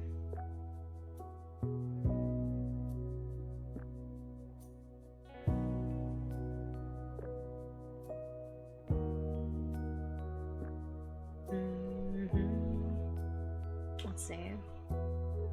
I hate Colin's romance was good. Yeah. Romance Colin, I'm glad I wasn't the fan. Oh my god, I didn't know in advance how divisive he is. Yeah, because he's very like the dislike for him is extremely justified, like 100%. I mean, like, end of sentence. But also I do like characters that like acknowledge that they did wrong and try to change for the better. I don't like characters that are just kind of given a free pass. I like characters that actually are like, oh, I fucked up and I did a bad thing and I can't change those bad things, but I can at least try to do better. And I appreciate that his character was that and wasn't just, I'm just good now. Like, but also, again, for people who are like, no, I don't care, he's still a bad whatever. I'm like, yes, I agree. You know, I'm 100%. I'm kind of like both sides, because I like the change, but also for people who are like, the change isn't enough for me, I'm like, yeah, I get it. I get it 100%. You know? Oh, take another stretch. I just hate that, like, well, yeah. Oh, no, yeah, I do feel the same way, that I'm like, I feel like Samson definitely should have gotten handled better. At least even, like, in a, like, meta-narrative sense, even if his storyline kind of went one way, I feel like I wish that there was more said about it, so to speak.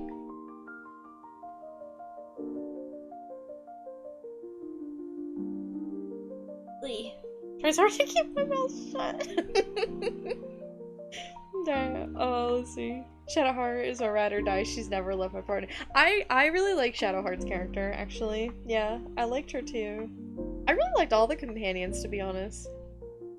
I like to tease about Asterion, but I actually do really like his character.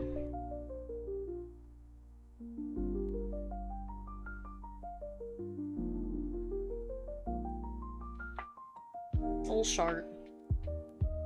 I'm a diehard Mage Freedom Aligned person.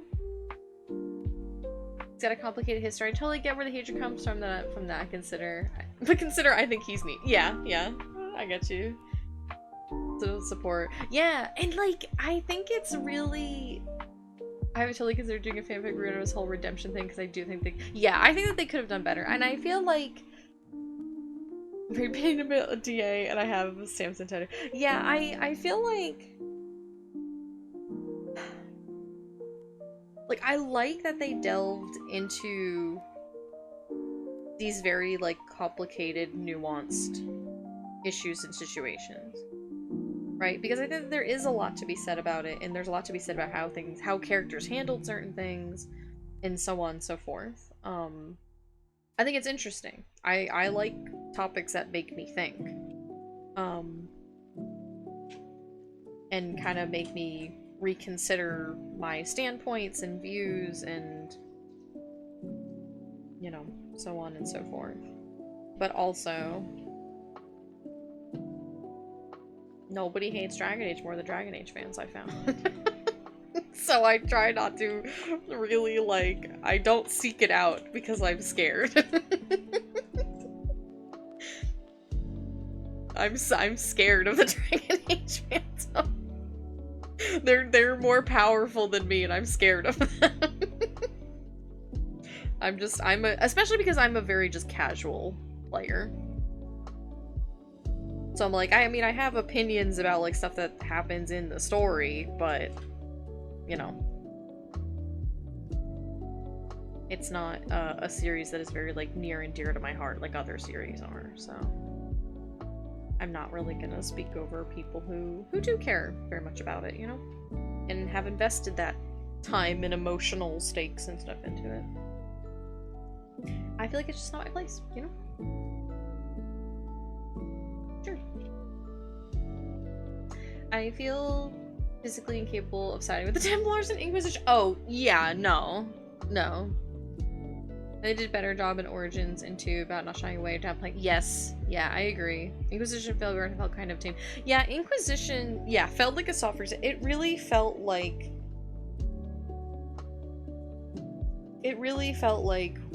yes, these issues are still a thing, but don't worry about them. Don't worry about them, there's other things going on. Yeah, that's true. Yeah, the development of these games has been a disaster, which did not help because it is hard to do consistent writing when you're changing out your writing team every 2 years. You know, I absolutely feel for those who had to then kind of like pick up the pieces, so to speak, and then make sense of it. You know? Like, it's hard enough to write the story as it is, but then to pick it up halfway through, and then maybe you get fired, and then the team after you has to fix it. It's like, oh, maybe. A lot. It's a lot. Curious about this guy y'all are talking about. Oh, Cullen? Yeah, I do like Cullen. I like Samson too. I like a lot of the characters. They're good. They've got good meat on their bones. So this is my soapbox character, but that's because I have personal history of people obsessed with him, which is a long story. That's so funny. Yeah, one of my friends really, really loves Solas's character with all the complexity that comes with him. And I'm always very fascinated because it's been so long since I played Inquisition. So I used to like be familiar, but at this point now I don't really like remember a lot of the story. Sometimes I'm like, I want to just ask her, like, can you just give me like a debrief? Because I don't remember any of this. And you care very much, and I want to hear your opinions. I think I drew him once for her, actually. But I don't remember now. I'm going to appreciate Sola as a character, but I'll never look at him romantically. Yeah! Plus me is just like, was always a little annoying. Just not my type, yeah. I don't get the hype, but also don't get the vitriol. I'm aggressively neutral. Yeah, I get that. And the same, he just doesn't appeal to me, especially after Gale. Yeah, I actually, see, and I remember in Inquisition, like, I didn't, like, romance him, but he was kind of a staple in my party a lot of the times, because I actually just really liked his character, even just as, like, a teammate. And, like, a quote-unquote, like, a friend. He always had, like, very interesting things to say, and very fun interactions with the other party members. I did really like his character. And I guess, I mean, again, that's why I was like, I need to stay away from the fandom, because then I'd be like, well, I finished the game, what are other people saying about it? And it was like that gif of, like, the guy walking in with pizza and everything's on fire. That's how I felt. Is I'm like, okay, time to go look at cute fan art, and then I just saw the discourse TM, and I was like, I need to leave. Interesting, but it's not my vibe. Yeah. Came clear he was gonna be integral to the next game, and I was like, this fucking guy.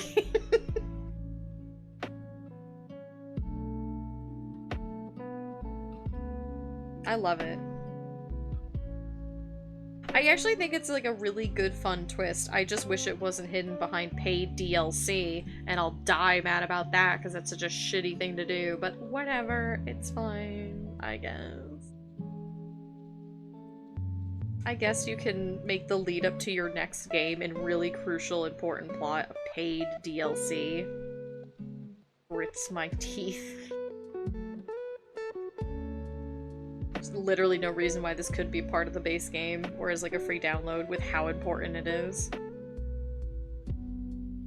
That's the hill I'll die on. Not any of this other stuff, it's about that. Trying to share life, met some lovely people there, but shakes head. No, that's why it's the joke of like, nobody hates Dragon Age, we're the Dragon Age fans. Because it's a joke, but also, they're very passionate. And maybe it's because I don't, like, because I'm not as into it, maybe that's why I don't know how to engage, because maybe if I felt the same way, I would understand. But for me, I'm like, this is just a casual game.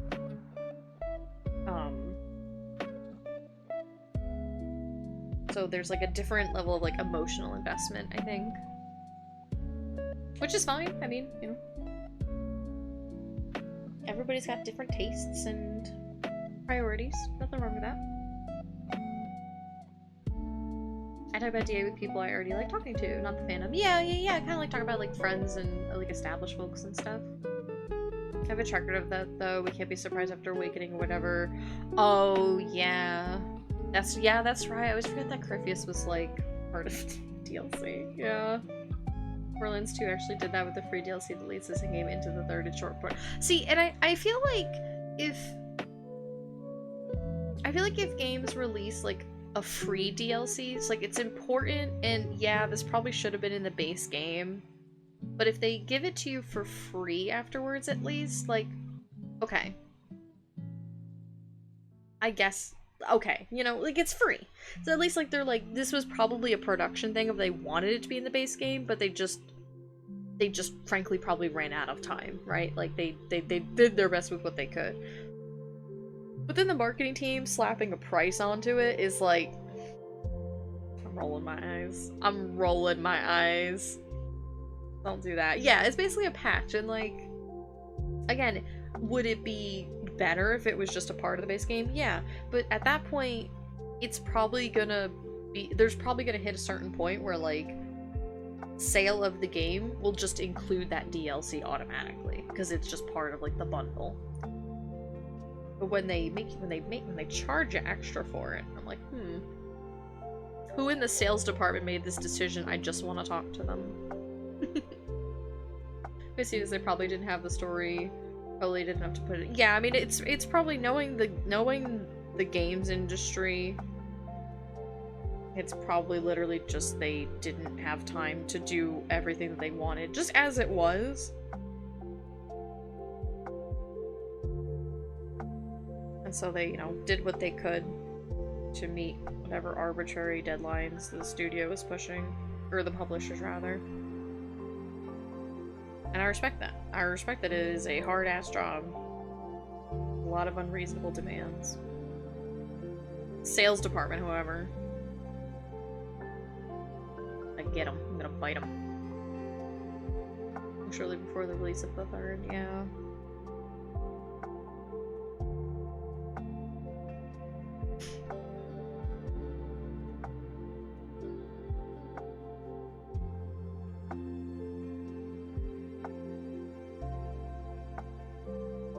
I don't even know if I ever actually played that. Oh, no, I think I did, because I think I punched Corypheus in the face. I think my hawk just straight up punched Corypheus in the DLC. When he was giving his monologue, you have an option to interrupt him by attacking him, but I'm pretty sure that's the one I picked. Maybe I did do that DLC, because I think, again, case in point, I think I bought it in, like, a bundle.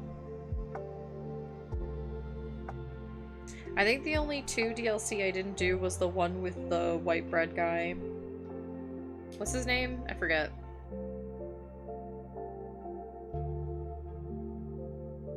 What was his name? Started with an S, I think. Sebastian, yes, that's what it was. Yeah, I never did his DLC, so I technically have no idea who that entire companion is. I had Shale's DLC, she just never spawned for me. I think I would like Sebastian, I just never did him. I just didn't do that one for some reason. But I probably would like him, because I think from what little I know about him, he is my type of, like, character.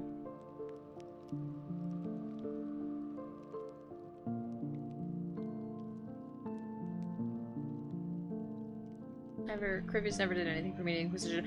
Oh, yeah, no. Yeah, no, when Corypheus showed up, because I played Inquisition first, I was kind of like, ah, he's the bad guy. I understand from just, like, a layman's, I'm a new player. And then I went back and played Origins and 2. And then I replayed a file of Inquisition with those under my belt, and I was like, oh, I actually still don't care about you. You didn't really have much of influence.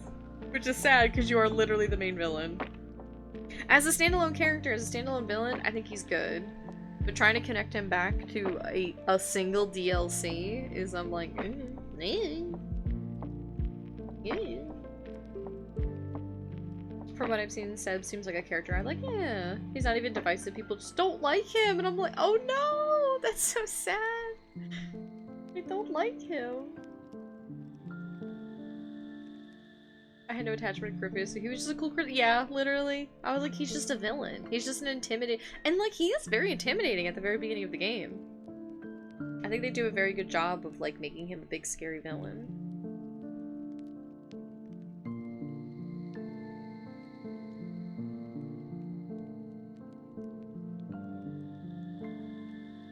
Okay, that layer is done.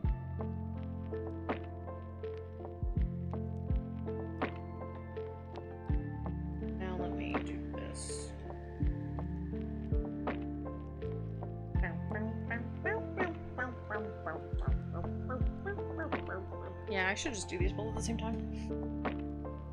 My Dragon Age blog is called Key for Chantry Boys because of Sebastian and Cullen. Here's the vital issue. Sebastian is straight and celibate, so he gets certain- oh no. Oh no. Oh, no, Worm, I'm not actually- because I'm working on a commission, but I don't have- I didn't ask for permission from my client to stream it. Because I know not everybody could be comfortable with that sort of a thing. Yeah, so. I am drawing, I'm just kinda doing my own thing. Just for today. I thought about, because of that, I thought about, working on the winter picture more, but I was like, I really need to work on these, so I wanted to use this time block. But unfortunately, I can't share this time. But I will ask when I send these updates, like, hey, I forgot to ask you this. Is it cool if I stream? I might not, but just in case. And obviously, if they say no, then no problem. But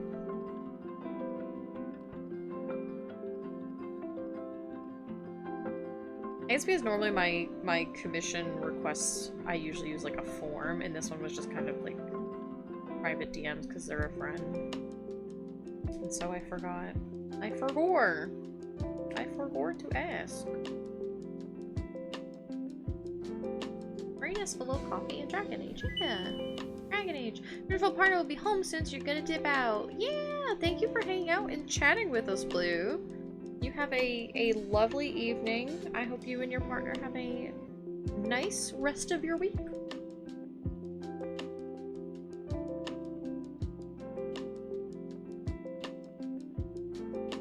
I feel like these are gonna be above. Yeah.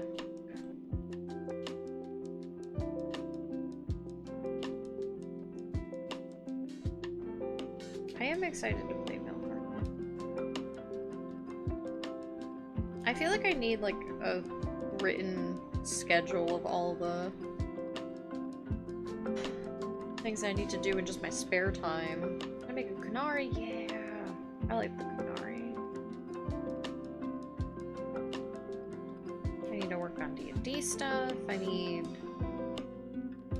gotta do art stuff. I gotta do stream stuff. I want to finish Zelda game. I gotta play Veilguard, and then I'm also still doing daily stuff with Final Fantasy.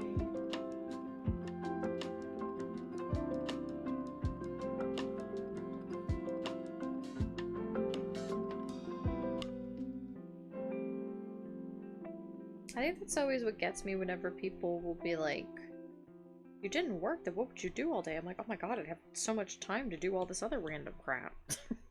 I've literally never run out of things to do.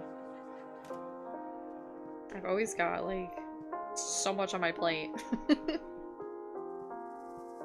And I love it. I like staying busy.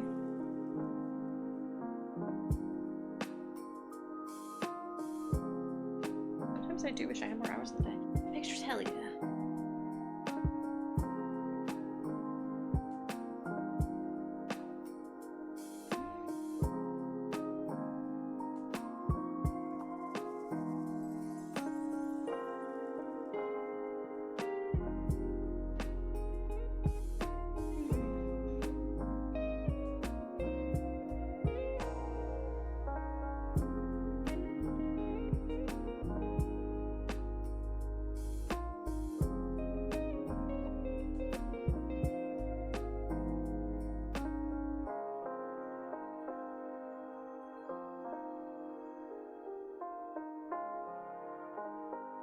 I really want to also play. I saw I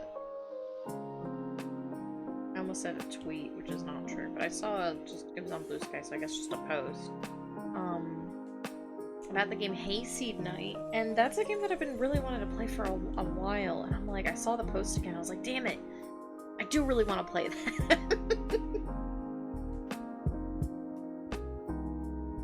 But I think it's like a good, like 15-20 hour game. So I would very much like to play it on stream, but it might take a bit. But like the art style looks so good. I think it's like fully voice acted too, which is very cool.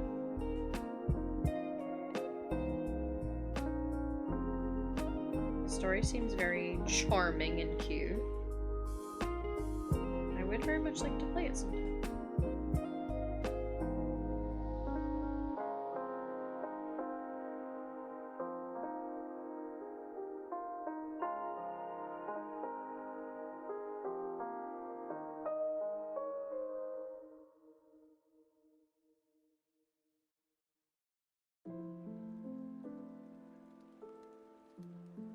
Maybe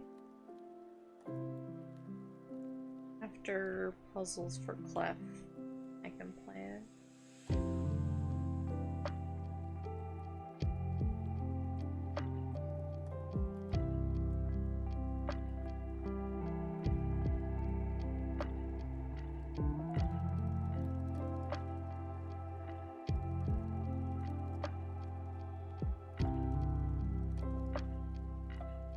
Puzzles for Clef is definitely not gonna be I'm gonna finish that game on Saturday. I think it is kinda long, which I'm cool with. I'm fine with it. I don't think it's like super long, but I think it's like a, 10-hour game type of thing.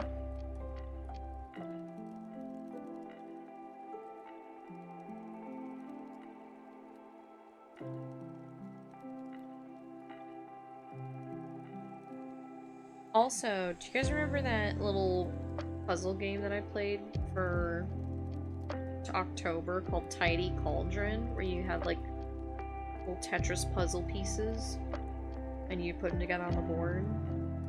I have been playing that game just kind of on my own anyway.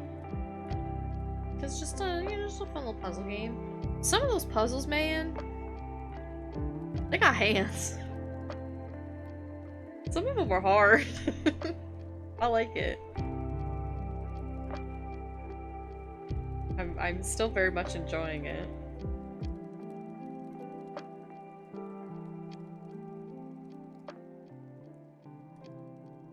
But there was definitely no way I was gonna beat that game on stream. I guess maybe it also doesn't help that when I play it, I'm playing it when I'm like tired and I'm like, I just want to chill. What's a nice chill game that I can play? And then my brain doesn't work.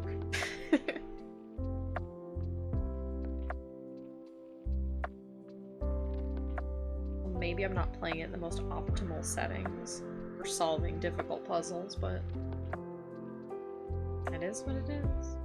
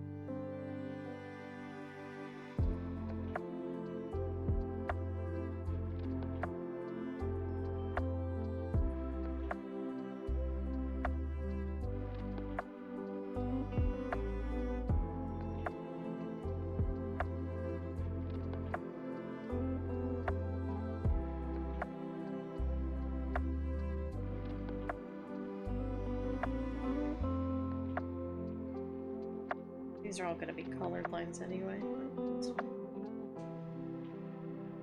I rolled my wrist and even through my headphones, I heard it crack. I'm sure that's fine.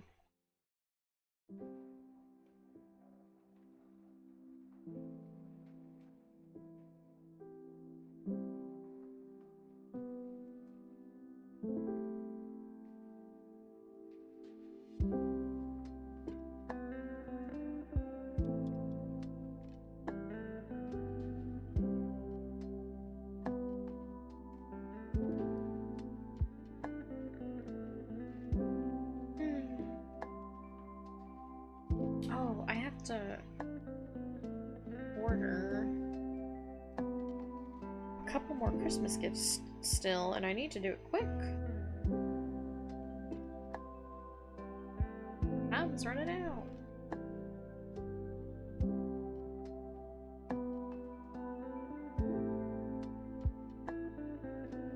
Have you guys finished your Christmas shopping? If it is a shopping that needs doing for you.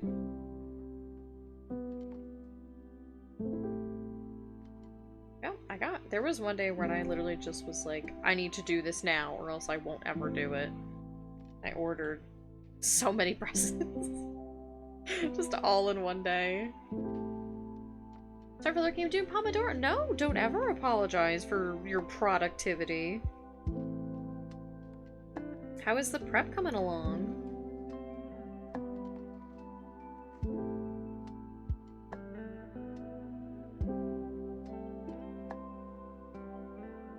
I'm still deciding what to do for my mother for Christmas. Yeah, oh yeah. My family's always super hard to shop for because they're like, if they never need anything, they just get it on the spot.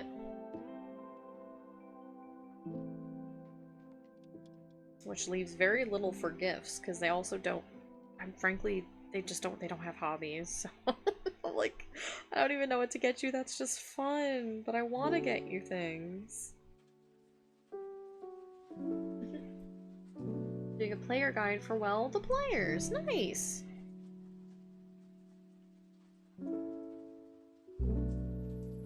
That will be very helpful, I would think.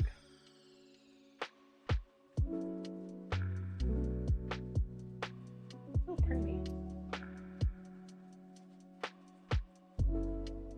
What is it like a setting dock, or is it for new players and stuff?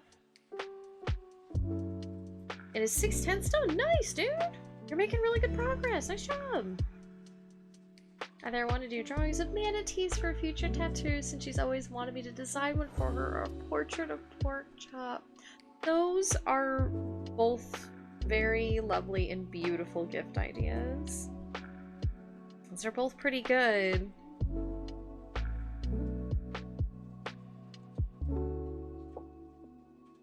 Well, and if you do one, then you save the other for like her birthday or something. I'm like rewriting an adventure, so I'm going through it to give them an idea on what it will be expected of the characters and the bare bones basics of the setting. Okay, okay, cool. A little campaign doc. Nice. Game literature. How's that gonna look? Probably kind of small.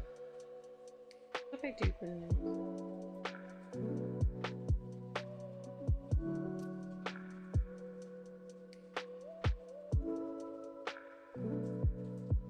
Oh, her birthday's in October. Oh, so it just passed. Dang. What about Mother's Day in May?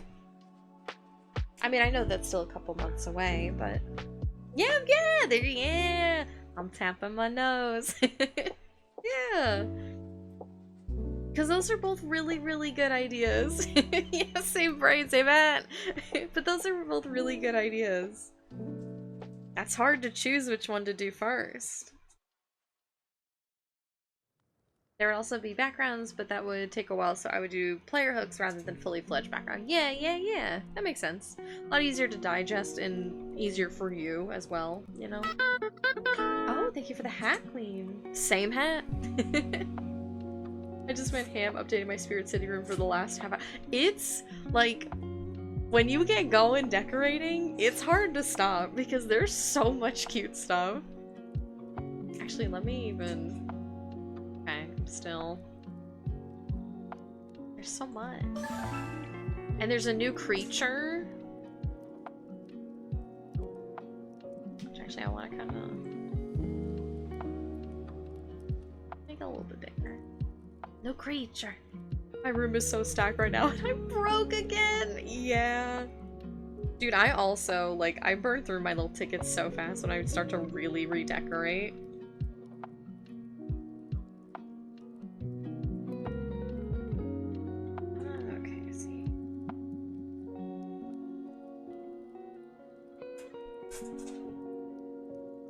That's what happens to me. And I always get so swept up in it that I'm like, oh, I want this, and then I'll go to click something and it's like, you have no tickets. I'm like, what? Where do they all go? Malcolm what? What? What do you mean? Literally me? Yeah, literally. It's so fun. It's good. Oh my gosh, guys. Okay, so I don't know if you guys are familiar on YouTube. I think their channel is called like Blue Turtle or something.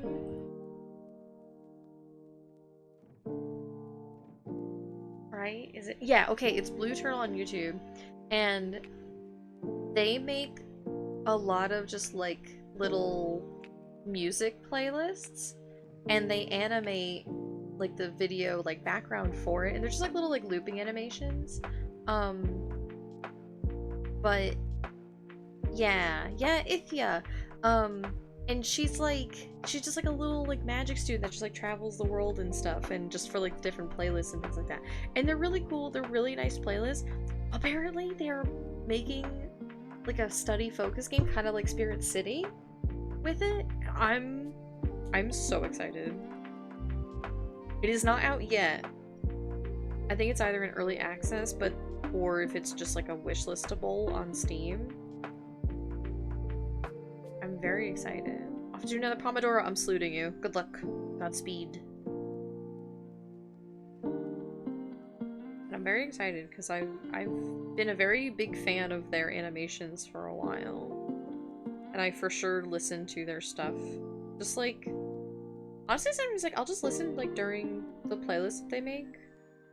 Even just during like D&D and stuff. Because they're very nice, atmospheric. They all have different like tones and like vibes.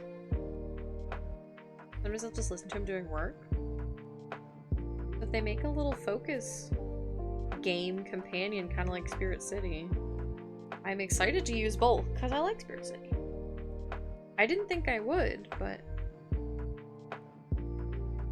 it's very cute and it has been very helpful for focusing. Okay, how does this look small? Small. Small. Oh my god, it's 9 o'clock already, jeez.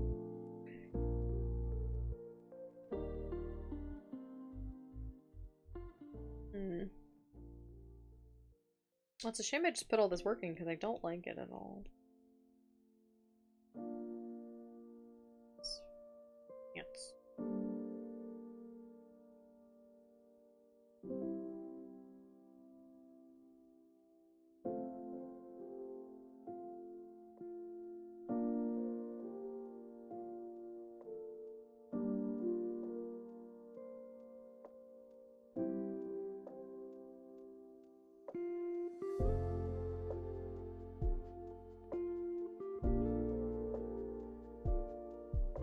I guess I should put on my little timer actually. Just get some easy tickets. Oh, it's only 100 XP. I thought it was actual. I think it is. Or little credits. I'll do a little 15 minutes. Oh my god. So aggressive.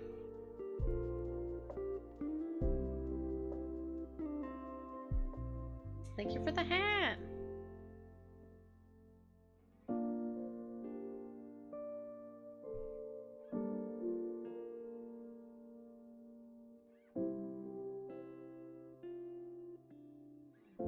I wonder if it's finally snowing outside. We kept seeing reports that it was gonna like snow here. We're supposed to get like 3 inches. Just has not. But it might be now.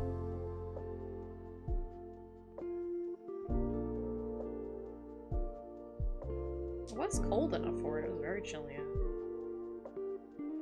Not quite blizzard weather, but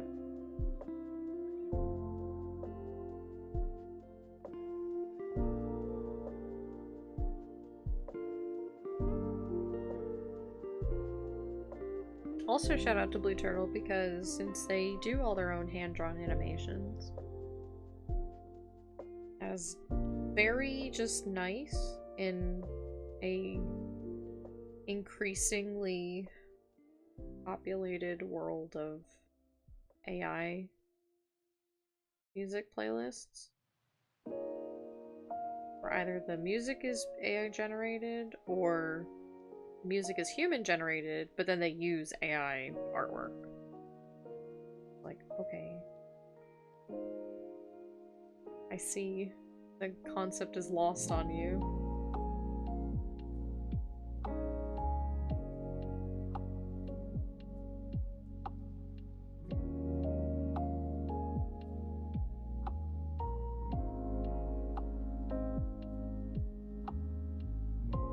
To listen to things made by people and look at things made by people,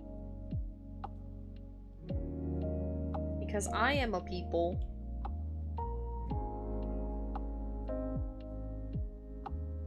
Strange but true.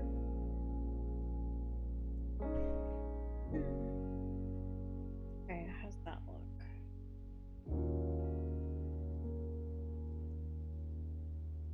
I would say better.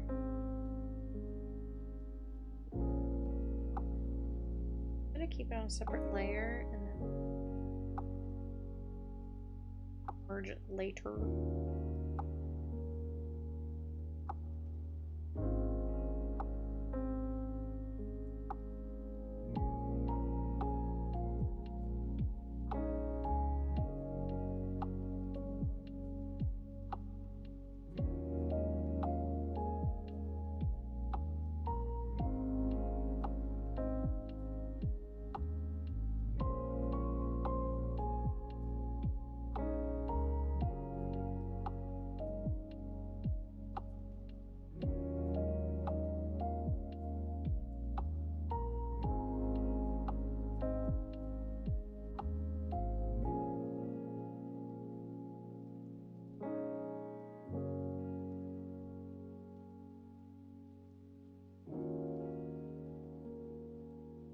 30%.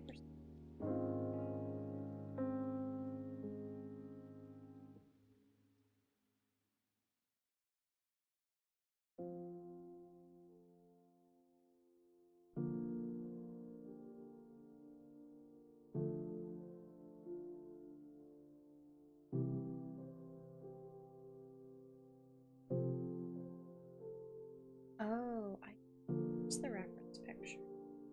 Yeah, that's fine. That's what I thought.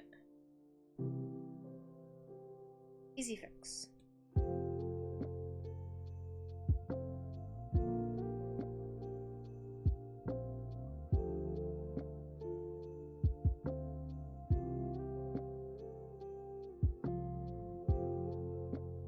Easy fix.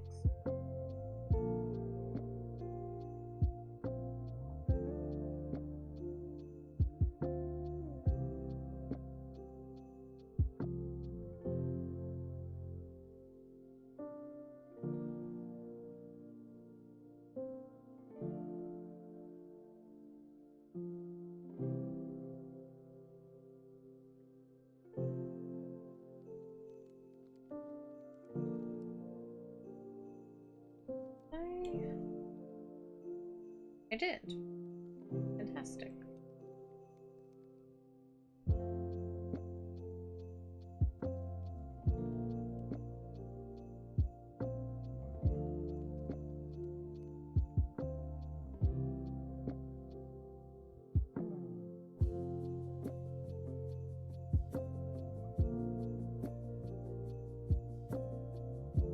Thanks, past me, for thinking ahead.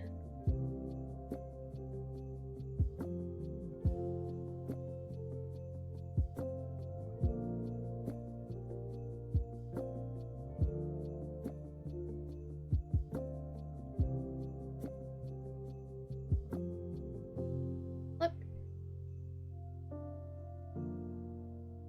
Always flip your canvas as you go. It's actually very, very helpful for finding just tiny little fixes.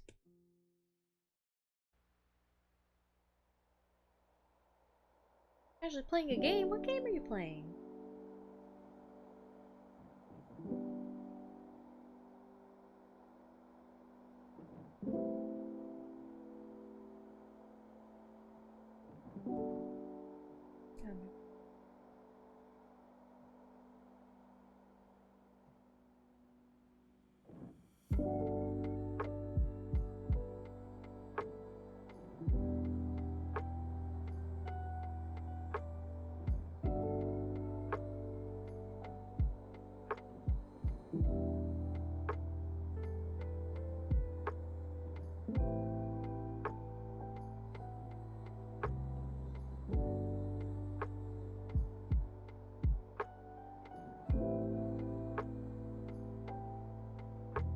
Maybe I should break these out into a fan-made Warrior Cats game called Clan Gen, specifically a mod on there called Life Gen. Ooh.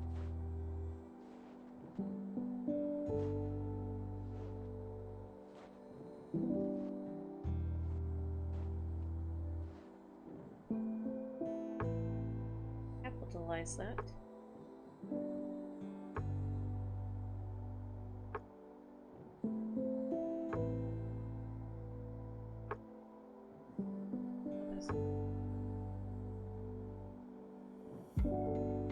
Oh, well, I can delete these because I have it here.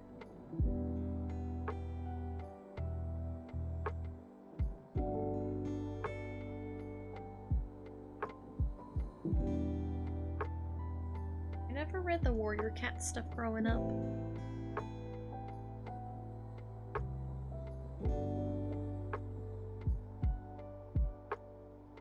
I have many, many friends who was very big for them and they very much enjoyed it.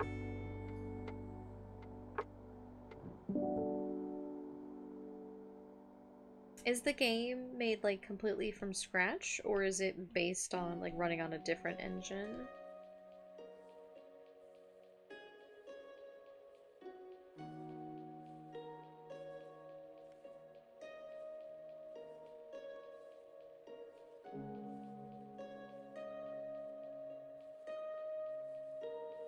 Oh, maybe I made too many copies. Red Goosebumps! I'm not sure, I believe it runs. Oh, okay, oh, so it is like, well, but it is like its own full game, though. That's cool! It's not like it's modded of a existing game, you know? That's very, very cool that they made that.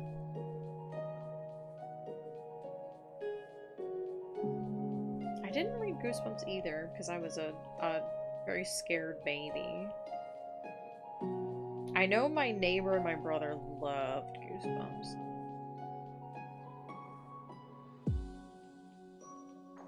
Even way back then, I was a coward when it comes to horror.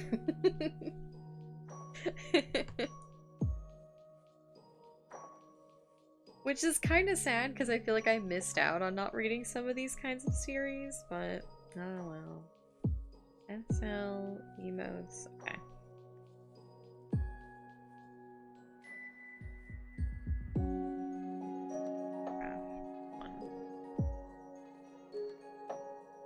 I grew up reading the series. I don't like the series anymore because of specific issues without going to depth, but I like the creativity the Phantom has. Yeah! I always see, like, very, very cool, like, animatics and stuff. And I'll be like, wow, what is this for? And it'll always be for, like, warrior cats. And I'm like, fair enough. I don't go here, but you know what? I know something's good when it's good. Who's from Scooby-Doo, Courage the Cowardly Dog. Understandable how I ended up. I did watch lots of Scooby and Courage. Courage was actually one of my favorite shows of, like, all time when I was younger. I think I have, like, the first DVD. My mom was able to find it for me for, like, my birthday or something one year. Because it was very hard to get a hold of, because the reason why, like, the show ended is because there were weird copyright issues that I remember John R. Dilworth had to, like, fight over. And so that was the other reason why I couldn't get, like, published and sold. But I think I remember seeing, like, a DVD set recently, so whatever those issues were, they either expired or they got sorted out. I really need to snatch them up before they're gone, but I still have the original DVD.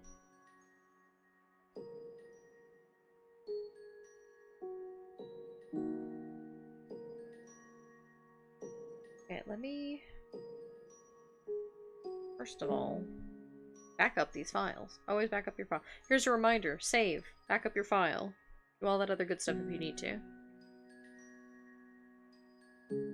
If you do not have that stuff set to, like, an auto. Here's your reminder to do it manually.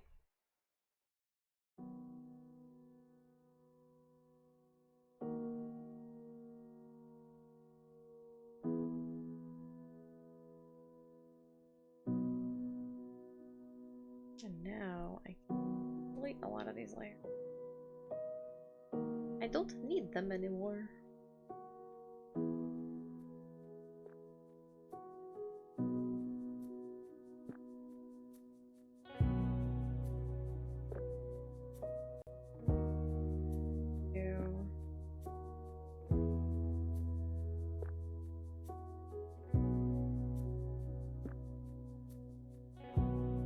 Okay, so sort these out a little bit better.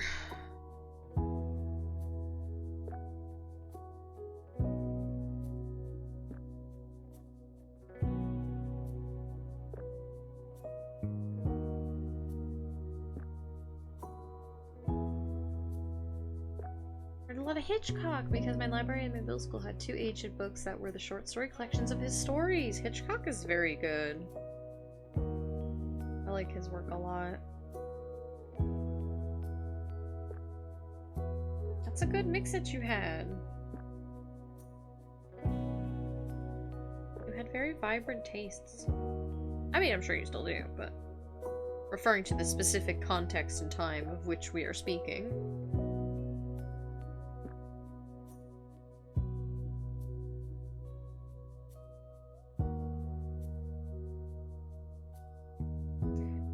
Let me see these two. Oh, she's got... None of them really have noses. They're very chibied.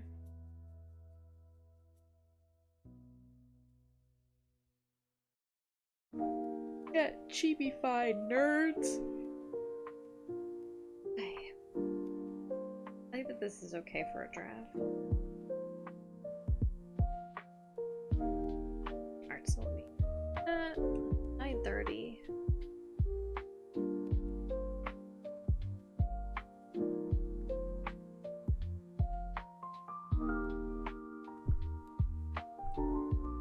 You know, I get that the Kunari have some big honkers on their head getting in the way of hair growth, but only one option for hair past their horns is tough. Yeah. Oh, hi, bunny. It kind of reminds me of, pardon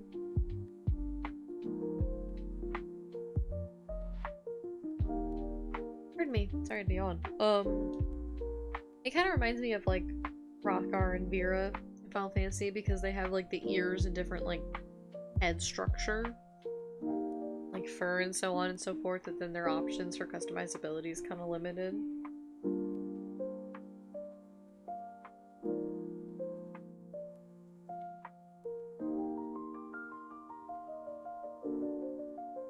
So cute.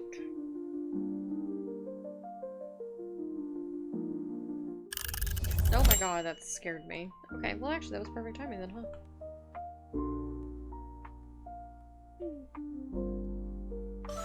It's my little guy. Ugh. I really should keep working. Also, I don't want to.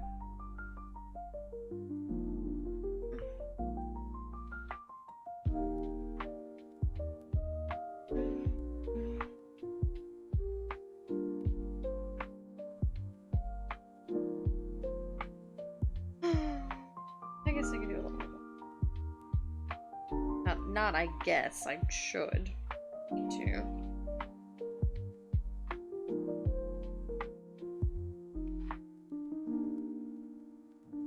The sketch is a lot cleaner, which will help.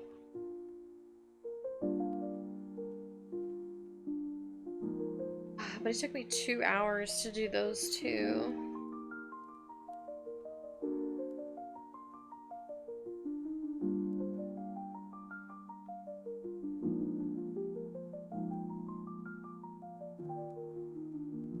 Maybe I should leave it. Maybe I should go work on my little... I finished one set. That's still enough proof of concept that I can be like, hey, sorry, it's been a couple days. Which I feel like I need to be more gentle on myself because, like...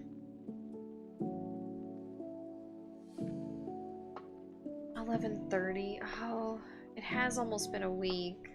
Well, what am I saying? 11:30 was Saturday. 1, 2, 3, 4, 5. It's only been 5 days.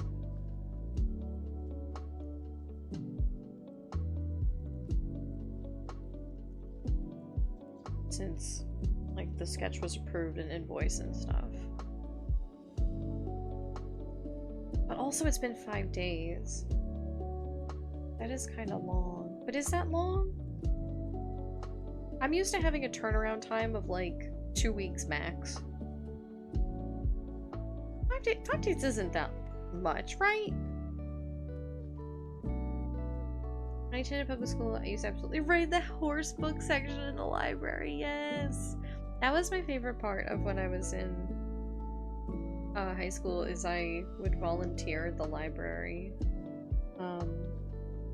And oh god, I opened this whip and I really don't want to work on it. I take it back.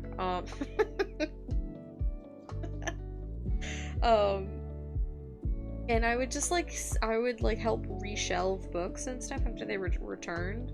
And I found so many good books that way of just like looking at what people checked out, and when I would obviously have to then put it back, I would like kind of just glance at like the back or read the summary or just like the first few pages, and I'd be like, huh, I want to read this. They're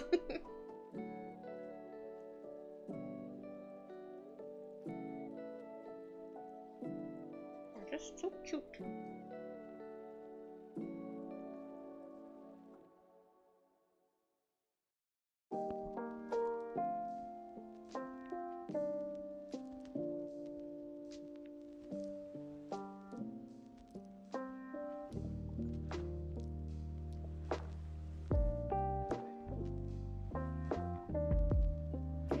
finish. One old whip was on my art bingo. One old whip. I have to look at my old file. Have anything that I didn't finish that I want to?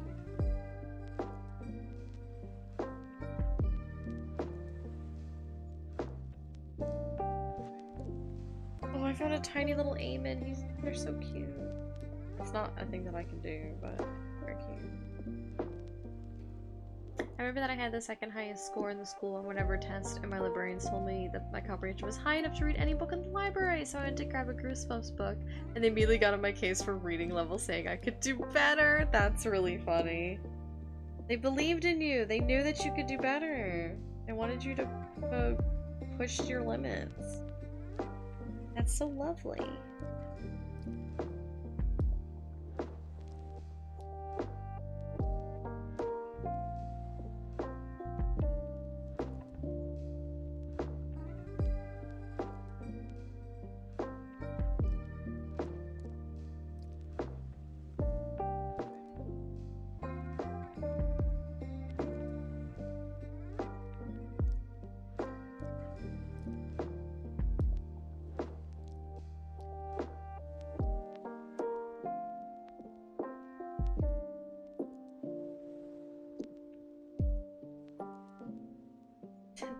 The real shame about a lot of these old whips that I could like go back and finish is the reason why I didn't finish them is because they're very big projects.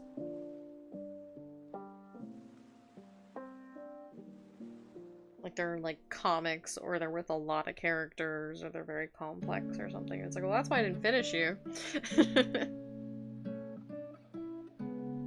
It got on my nerves at the time since I had already read 2 Hitchcock books back to back because I wanted to read because, yeah, it's like sometimes you want to read something that's just like fun, you know? Like it's good to challenge yourself. And it is nice that they encourage that.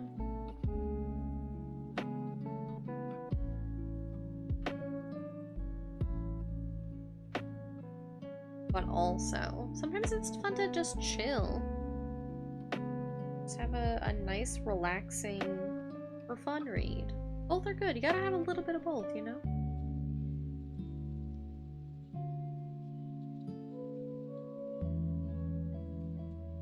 Final Fantasy 4? Do I have anything in here?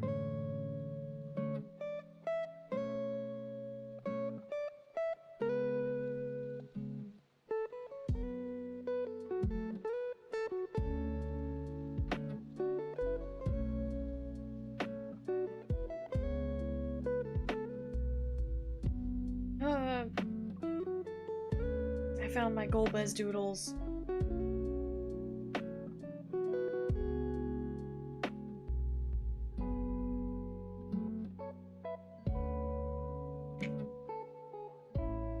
Nothing in there that I really want to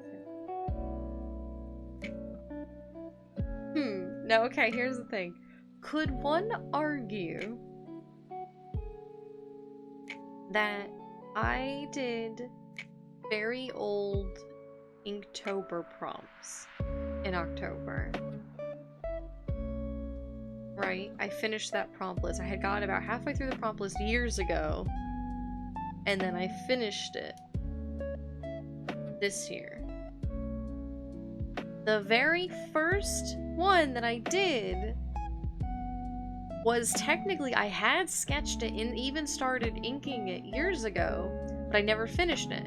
And so this year I went back and I like completely redid it and I redrew it and I finished that prompt, and then the rest of them were brand new this year. So would you count that as finished one old whip? Because technically or am I trying to worm my way to this bingo spot? Do you feel good about that? I mean, I do. I'm very glad that I did that list. Regardless of this bingo, I'm very glad that I finished that old prompt list. It was very fun to pick it back up halfway through. And I still liked a lot of the old ones. Do you feel... Oh, how do I feel about marking it? Frankly, I think it should count. Welcome back, Eucrypia. Enjoy your break. Make sure you get some water or something if you need to and stretch and stuff. I think I think I've earned this spot because I did go back and finish that picture that was, it had been started. It wasn't just a sketch. I had actually started lining it. I didn't get far, but I did. And I finished then the whole challenge. It won't give me a bingo anyway. It's just another spot to mark off. Oh, I might get a bingo, actually, if I finish the winter picture. Because I have a top row of the tropical Akil that I redrew, and I did that. I did make a new overlay. I actually made 2 overlays this year. I did the original one that I had for most of the year, and now the Pillow Fort one. I did try new color palettes. I've done a couple different pieces with, like, different color palettes, both, like, just testing sketches stuff and then actual full pieces. And then I uploaded sub badges, which I drew myself. I didn't draw the bits badges, but I did buy some. And they're very, very cute. And I uploaded them. And then if I do 1 full illustration plus background, I get the bingo. Will this lady finish her 1 point about what skills are useful for the game? Who knows? I believe in you. I think you will. You're doing a great job already. You just gotta do piece by piece, you know? So sure. Okay, can you go be a bunny, though? Can you go be a very small, cute bunny somewhere else? Like, no.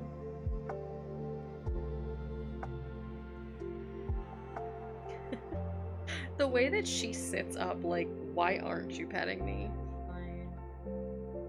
Hello! She's funny. She's a little creature. How many emote spots do we have, actually? Viewer rewards, emotes. Let's see. We have no static, unless I do tier 2 or tier 3. And we have 1 bonus animated slot.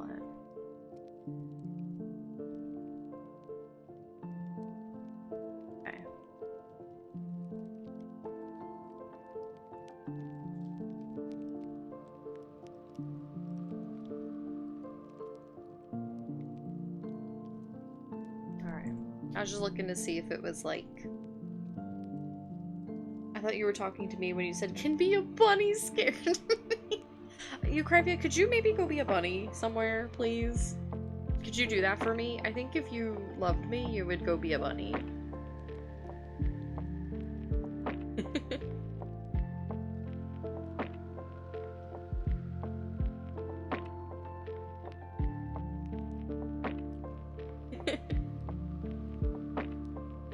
Are you trying to turn me into a bunny? I mean, is it working? That depends. Is it working? Because if it's not working, then no, don't worry about it. If it is working, maybe. Maybe. I'll never tell. Fantasia to Vera, BRB. The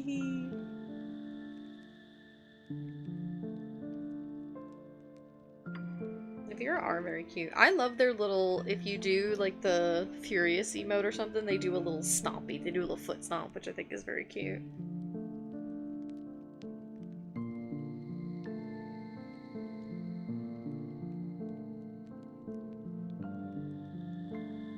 I haven't done like any D&D doodles in so long. I feel so empty.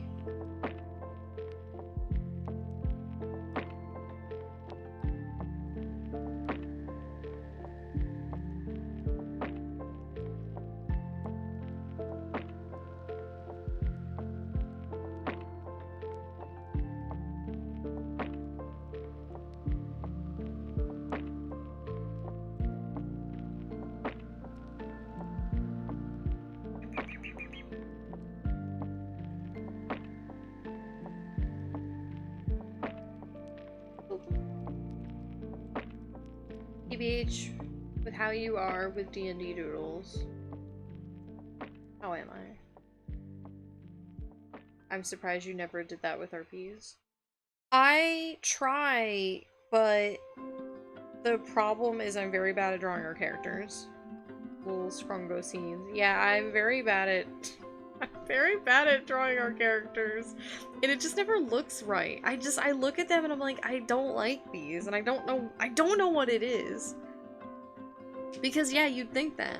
Flash put for the night. You can do it! You can do it, Eucravia. I'm rooting for you in a very genuine way. You got this. You can do it.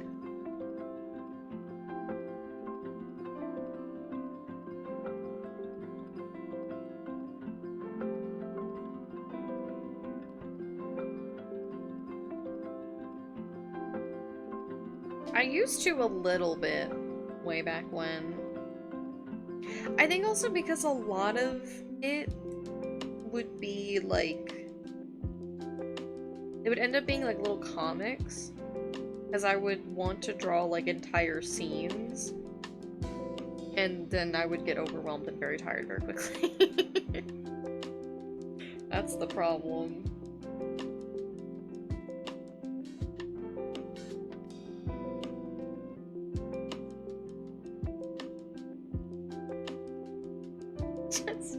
Speaking of really bad comics, I just scrolled past my little Biker Lucy comic where she's like on the motorcycle and she's like, whatever, nerds, I'm out of here. And then it's a dust of smoke and then she's just dead on the ground. Just... still makes me laugh. Oh, what's this one? Funny.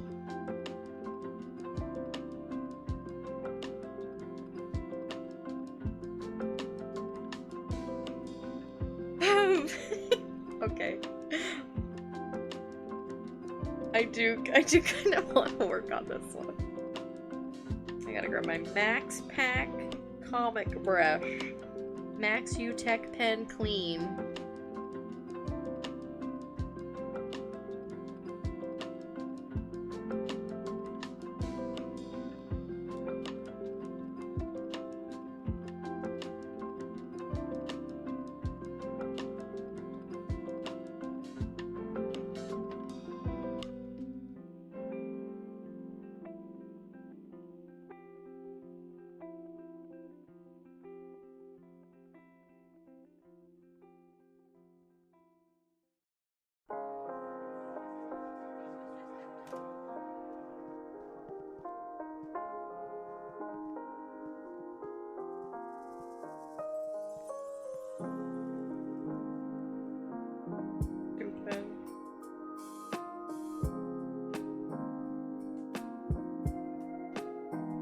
I changed my mind, actually, I don't want to do that. Damn it.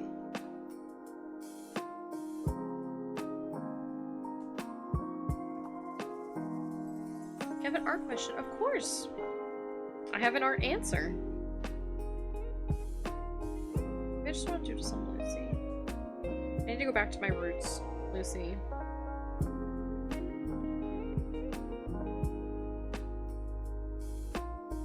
Low stakes. Lucy. Why should scars be matched to skin tone? It depends on the scar. Many scars, some scars will like blanch, and like lose pigmentation essentially. Some will get kind of like pink, and others will kind of darken almost like a bruise. So it really depends on the scar, like what the damage is, how deeply it affects the tissue underneath, and so on and so forth.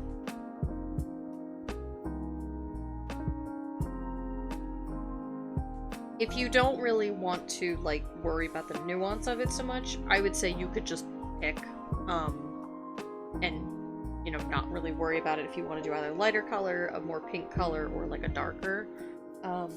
There's also, like, the freshness of the scar.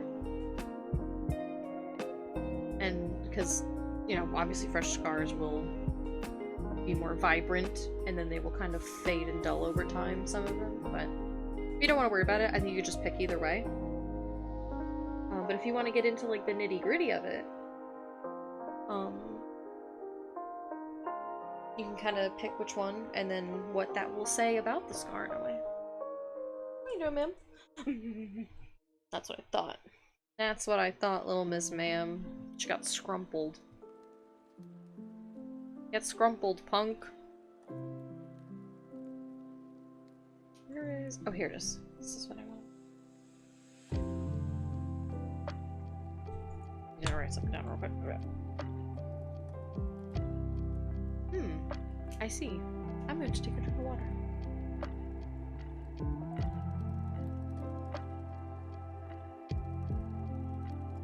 While I doodle some cool down woosy. Won't be able to draw her ever again soon. Campaign is ending. And then she'll be dead to me.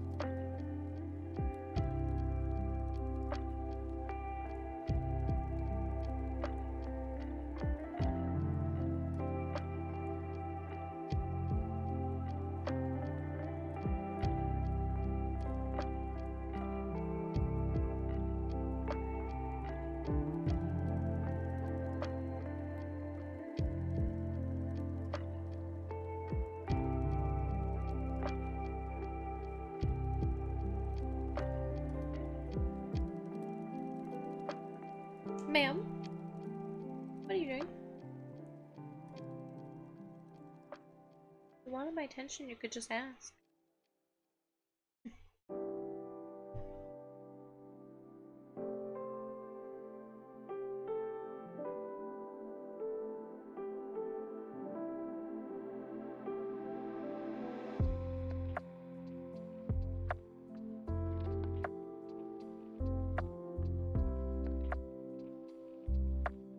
Perhaps that was a more involved answer than you wanted, but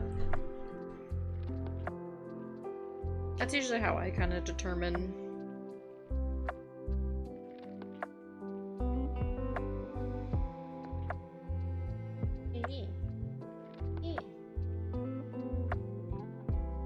Come on, baby. She just had an eye crusty.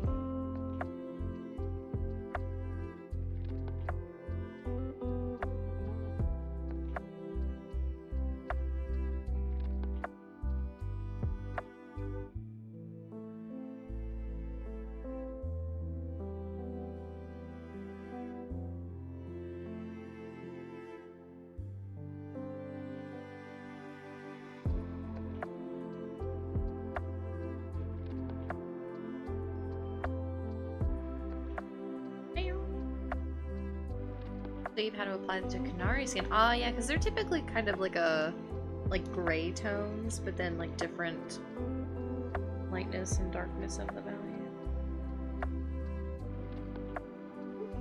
At least from what I remember. I guess I don't know if that's different in Veilguard now or something, but...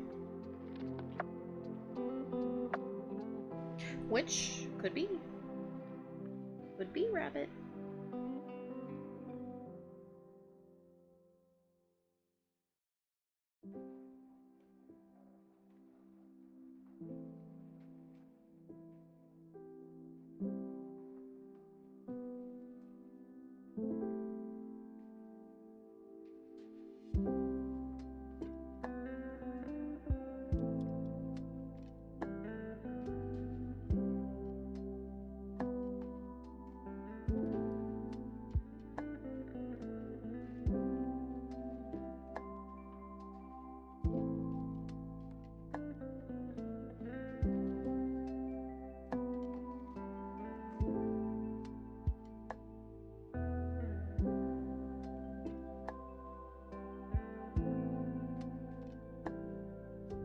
Little stick feet.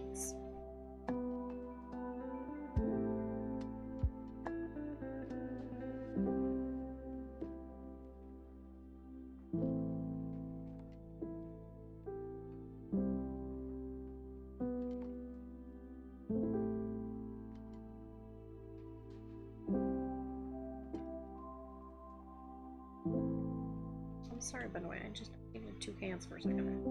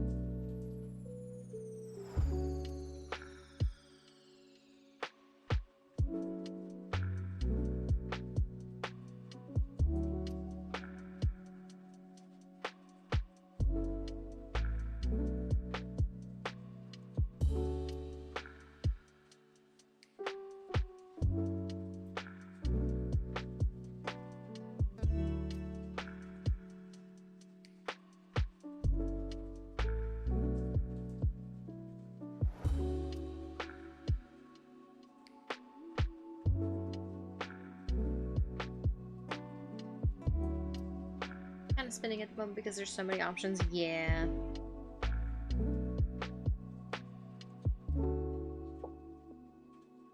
Well,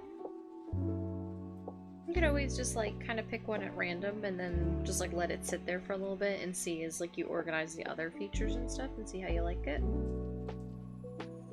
So you might like it, but then if you find like, you know, a different like eye shape or something, which might kind of influence it when it's all actually put together. It happens to me sometimes. I kind of need to see like the full picture and then I end up changing stuff.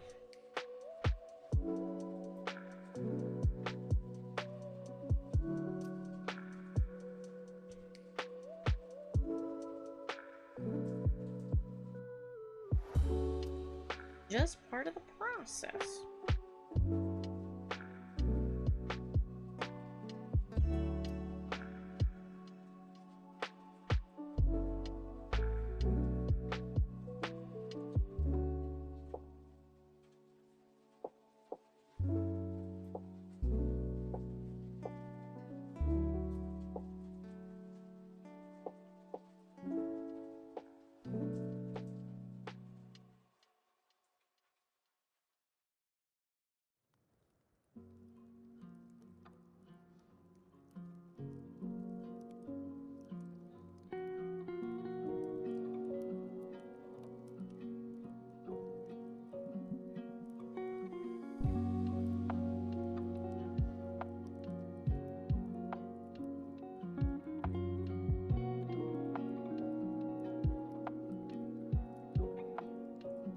I think it's been so long since I've drawn Lucy. I know I like literally just sketched her for the Halloween picture, but... Energy capped out. Did not finish everything and I'm going eepy. Well, you know what? I'm proud of what you were able to accomplish tonight at all. Because that's still stuff that wasn't written until tonight. So good job. You did a lot and you should be proud. And now you should go eep. Yeah, 7 out of 10. You're doing great, Eucrivia. You are doing great. Go get some rest. Recharge and be proud of you. Be proud of yourself and what you were able to do tonight, you know? Some is better than none. I think you did a good job. You have more than earned a good, cozy bedtime. I'm now just an eepy bunny. Yeah. The bunification has taken root. Now you can sleep.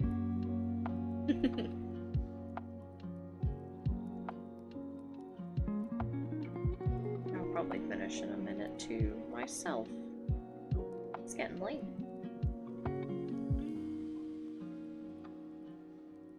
Get your rest. I'm tucking you in. A great rest of your week. You have been very productive, and I'm very proud of you. Yeah, have a good night, you Cryphia. Rest up.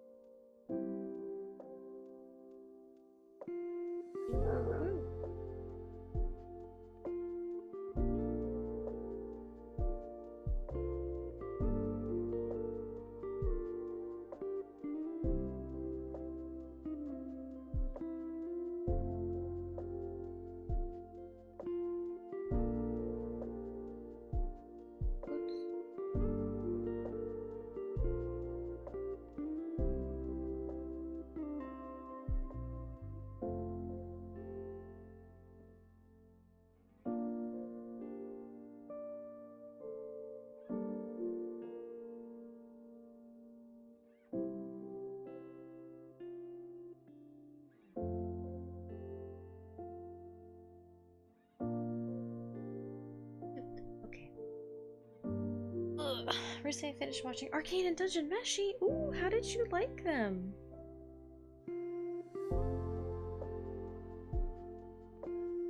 Two very different vibes for shows.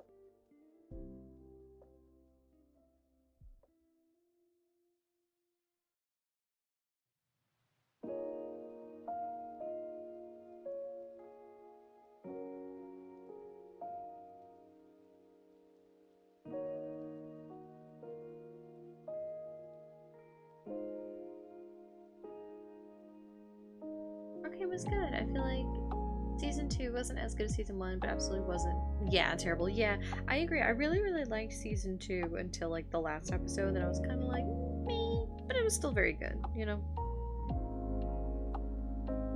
Overall, still a very good show. Still a good ending.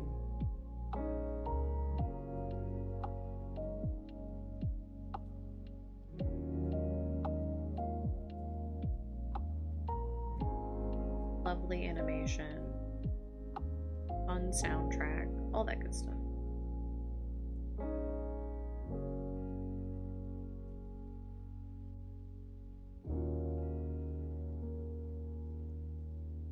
Act 3 of season 2 felt like the weakest act. Yeah, I almost wish they had been given like an extra episode or something. But I am glad that they were able to tell the story that they wanted to tell, you know. They didn't get axed halfway through production. They were able to get their 2 seasons and, you know, do what they wanted to do, hopefully, with those 2 seasons.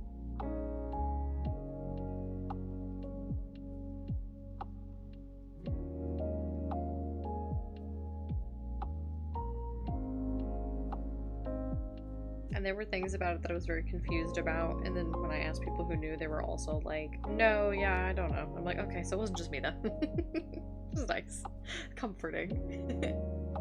5% so you gotta go. Yeah, it was lovely hanging out with you, Worm. Thank you for stopping by and chit-chatting and hanging out. I hope you have a lovely rest of your evening, and enjoy your week as well. Have a good night. I am not long for this world myself, frankly. Very sleepy, just doing some cooldowns. And Jimeshi was also lovely. Senshi, yes, Senshi's backstory wrecked me when I read it. It makes me want to work on my world building because it's such good world building itself. I want to eventually pick up the manga. Yeah! Yes, her writing is very, very inspiring. I read the manga before the anime, and it is very good. And honestly, so far as like an adaptation goes, it's been very faithful so far. Like, they've changed a few things, but, you know, the things that they've changed have really not been like that big of a deal. Overall, I'm very happy with it as a adaptation. Which, truthfully, I was a little worried because it's Trigger, and Trigger is an amazing, phenomenal studio, but is kind of known for being a horny studio. But there hasn't been anything, like, creepy in it, which I'm very happy for. They have been doing a phenomenal job. But I suppose in a way they always do, so not really that much of a surprise. They wanted more time in the season 2 episodes, but weren't. The final episode was supposed to be an hour and 30 minutes. I feel like that makes sense. Yeah, I could see that. Because it was very, very good, but yeah, I think they had gotten the time that they wanted. It could have been 10 out of 10. But again, still very good. And I hope that it did well enough that we get more stuff like it, you know? Whether it's from them or for other people and, you know, so on and so forth. Just more original stuff with unique styles and, you know, please. We've two changed from manga to anime was that they made Namari more buff and had more fan service shots of Senshi. I think the Senshi stuff is about the same, but I do feel like they linger more on it because just animation pacing versus like reading a static image. But I'm also okay with it because it's very funny every time. I read that Ryoko Kui like didn't make him like purposely sexy in any way. He's just like, I don't know, he just looks like a guy, and I think that's very funny. Then he ended up being super hot. Yeah, and I do like that Namari is more buff. I love Namari's voice actor, too. I love that they are non-binary. Feels right for Namari. They did also take out, like, a very famous panel from Marcille. I don't know why they took it out, because it is very significant. It had to do like with her hair, but I don't call the shots. That's up to them. Yeah, yeah. The voice acting is really good. I like both sets. I know some people prefer like sub over dub and all that, but I like both. I think both teams did a very good job. I hope Arcane inspires more. Yeah, adult animation to be unique and not another Family Guy subpart. Yeah, I agree. It's like, and there are so many like cool original stories and way to tell those stories. Like, please fund people to do that. Pay them a proper living wage. Give them the budgets they need and want. And we can all have very more cool stuff.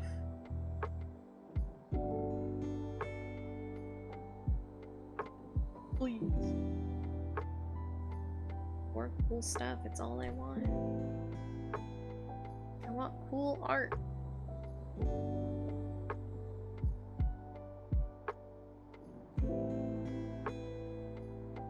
I really hope we get the third into the Spider-Verse stuff with Miles. I finally watched the second movie. Not from a lack of interest, it just, you know, one of those just time, your brain focus things. Because I really, really liked the first movie. And when I was on vacation, we watched the second one finally. And it was also extremely good, but then we heard that there was, like, issues with the production of the third movie. We're like, please, please, let it be made. It's so good. Hopefully. I also plan on reading The Witch Hat Atelier manga too. Yeah, Layla had read... I don't know if she finished it or read just part of it. But said it was very, very good. I need to read it too. Again, one of those things that's like been on my reading list for how many years now, and I just never got around to it. I really should. Also, the second Spider-Verse movie semi-recently, I also loved it. Yeah, it was really good. It definitely... I kept putting... Okay, you only read some of it. I couldn't remember if you had finished it. And Lost Fire was. Yeah. I kept putting off the Spider-Verse movie because it was like, it's like 2.5 hours long or something. Like, it's a very long movie. And I heard like the pacing on it was really good. It doesn't feel like 2.5 hours. And I agree. When I was watching it, I think probably I got to the point of like when I was like, okay, is this movie gonna end? And then it was the last scene and it ended. And I was like, oh yeah, all right, fair enough. It was paced very, very well. So like, yeah, a long movie, but very good.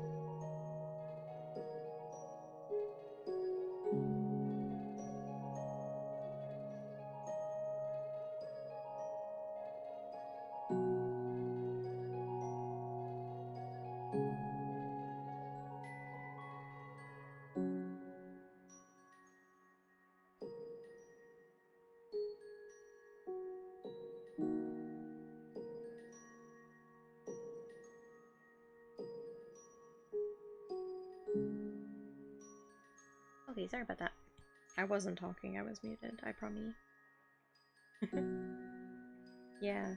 Yeah, no, it really doesn't feel like it's, you know, a solid 2-hour movie. Because, again, like, it's just paced very well. And it's just a fun watch. It's just good. It's just good.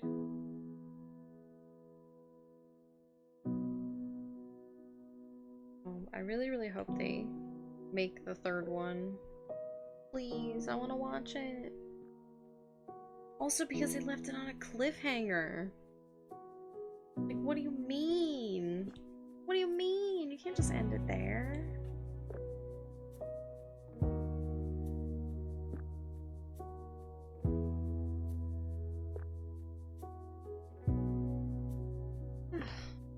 Alright, you scrumbly little Lucy. I'm gonna set her aside for now. She ain't going anywhere. Where's she gonna go, huh? Where's she gonna go? Nowhere. Put my tablet over here. Ugh. Do a big stretch because I'm old. I watched it with my mom, and at one point she asked me, why are they green during one of the Gwen scenes? Because they're in a different universe, and it's showing a different perspective, and it's communicating emotions through color. I will take a sippy, thank you, Scarlet. I still have some water left.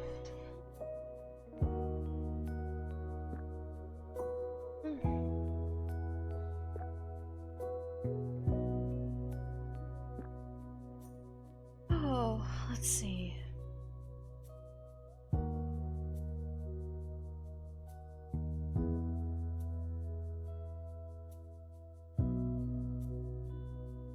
Oh, goodness. Ugh. Okay, I can stretch my shoulder. Okay. I think that's it for me, though, tonight, guys. I'm starting to fade. Once I finished working on the lines that I was working on and I set it down, my brain was like, time to shut off. I'm glad I did the cooldown, though, because my hand really needed it. Yeah, it's sleepy time. I don't think I'm going to do a raid tonight, because I think I want to just kind of shut my stuff down and stretch and go pee and stuff. I hope that's okay if we just kind of hang out. Yeah, it was very nice. Thank you guys for keeping me company and chit-chatting and working alongside me too, you know? I appreciate it. I like chit-chatting with you guys about video games and art and stuff. Ugh. I'm sorry I wasn't able to share my screen this time, but hopefully the good tunes of Spirit City made up for it. Okay. End of stream stuff. We're not gonna do a raid, so I don't need to set that up. Here are my SoCals, my Bisky and my little Tim Bobbler art blog. And if you're not already, join the Discord. We're gonna do a movie night next weekend. Next Friday night, we're gonna watch The Night Before Christmas. Not the Tim Burton one, the very cheesy holiday Christmas one with Vanessa Hudgens, which is very good and cute. Yeah, good to be cozy. Yeah! I like being cozy and with you guys. And I like being able to talk too, but we can't have everything in life, can we? Yeah, and this weekend, this Saturday for my birthday, I'm gonna do a Saturday stream, not Sunday, Saturday. We're gonna do just a little fundraiser. We're gonna see if we can raise some money before the holidays, and if not, that's okay too, because then you guys will know about House Rabbit Society in general. And knowledge is power. Oh, stupid, sorry. We're gonna play lots of little rabbit games, we're gonna hang out, we're gonna chit chat, just our normal stuff, but a little bit of a longer time block on Saturday.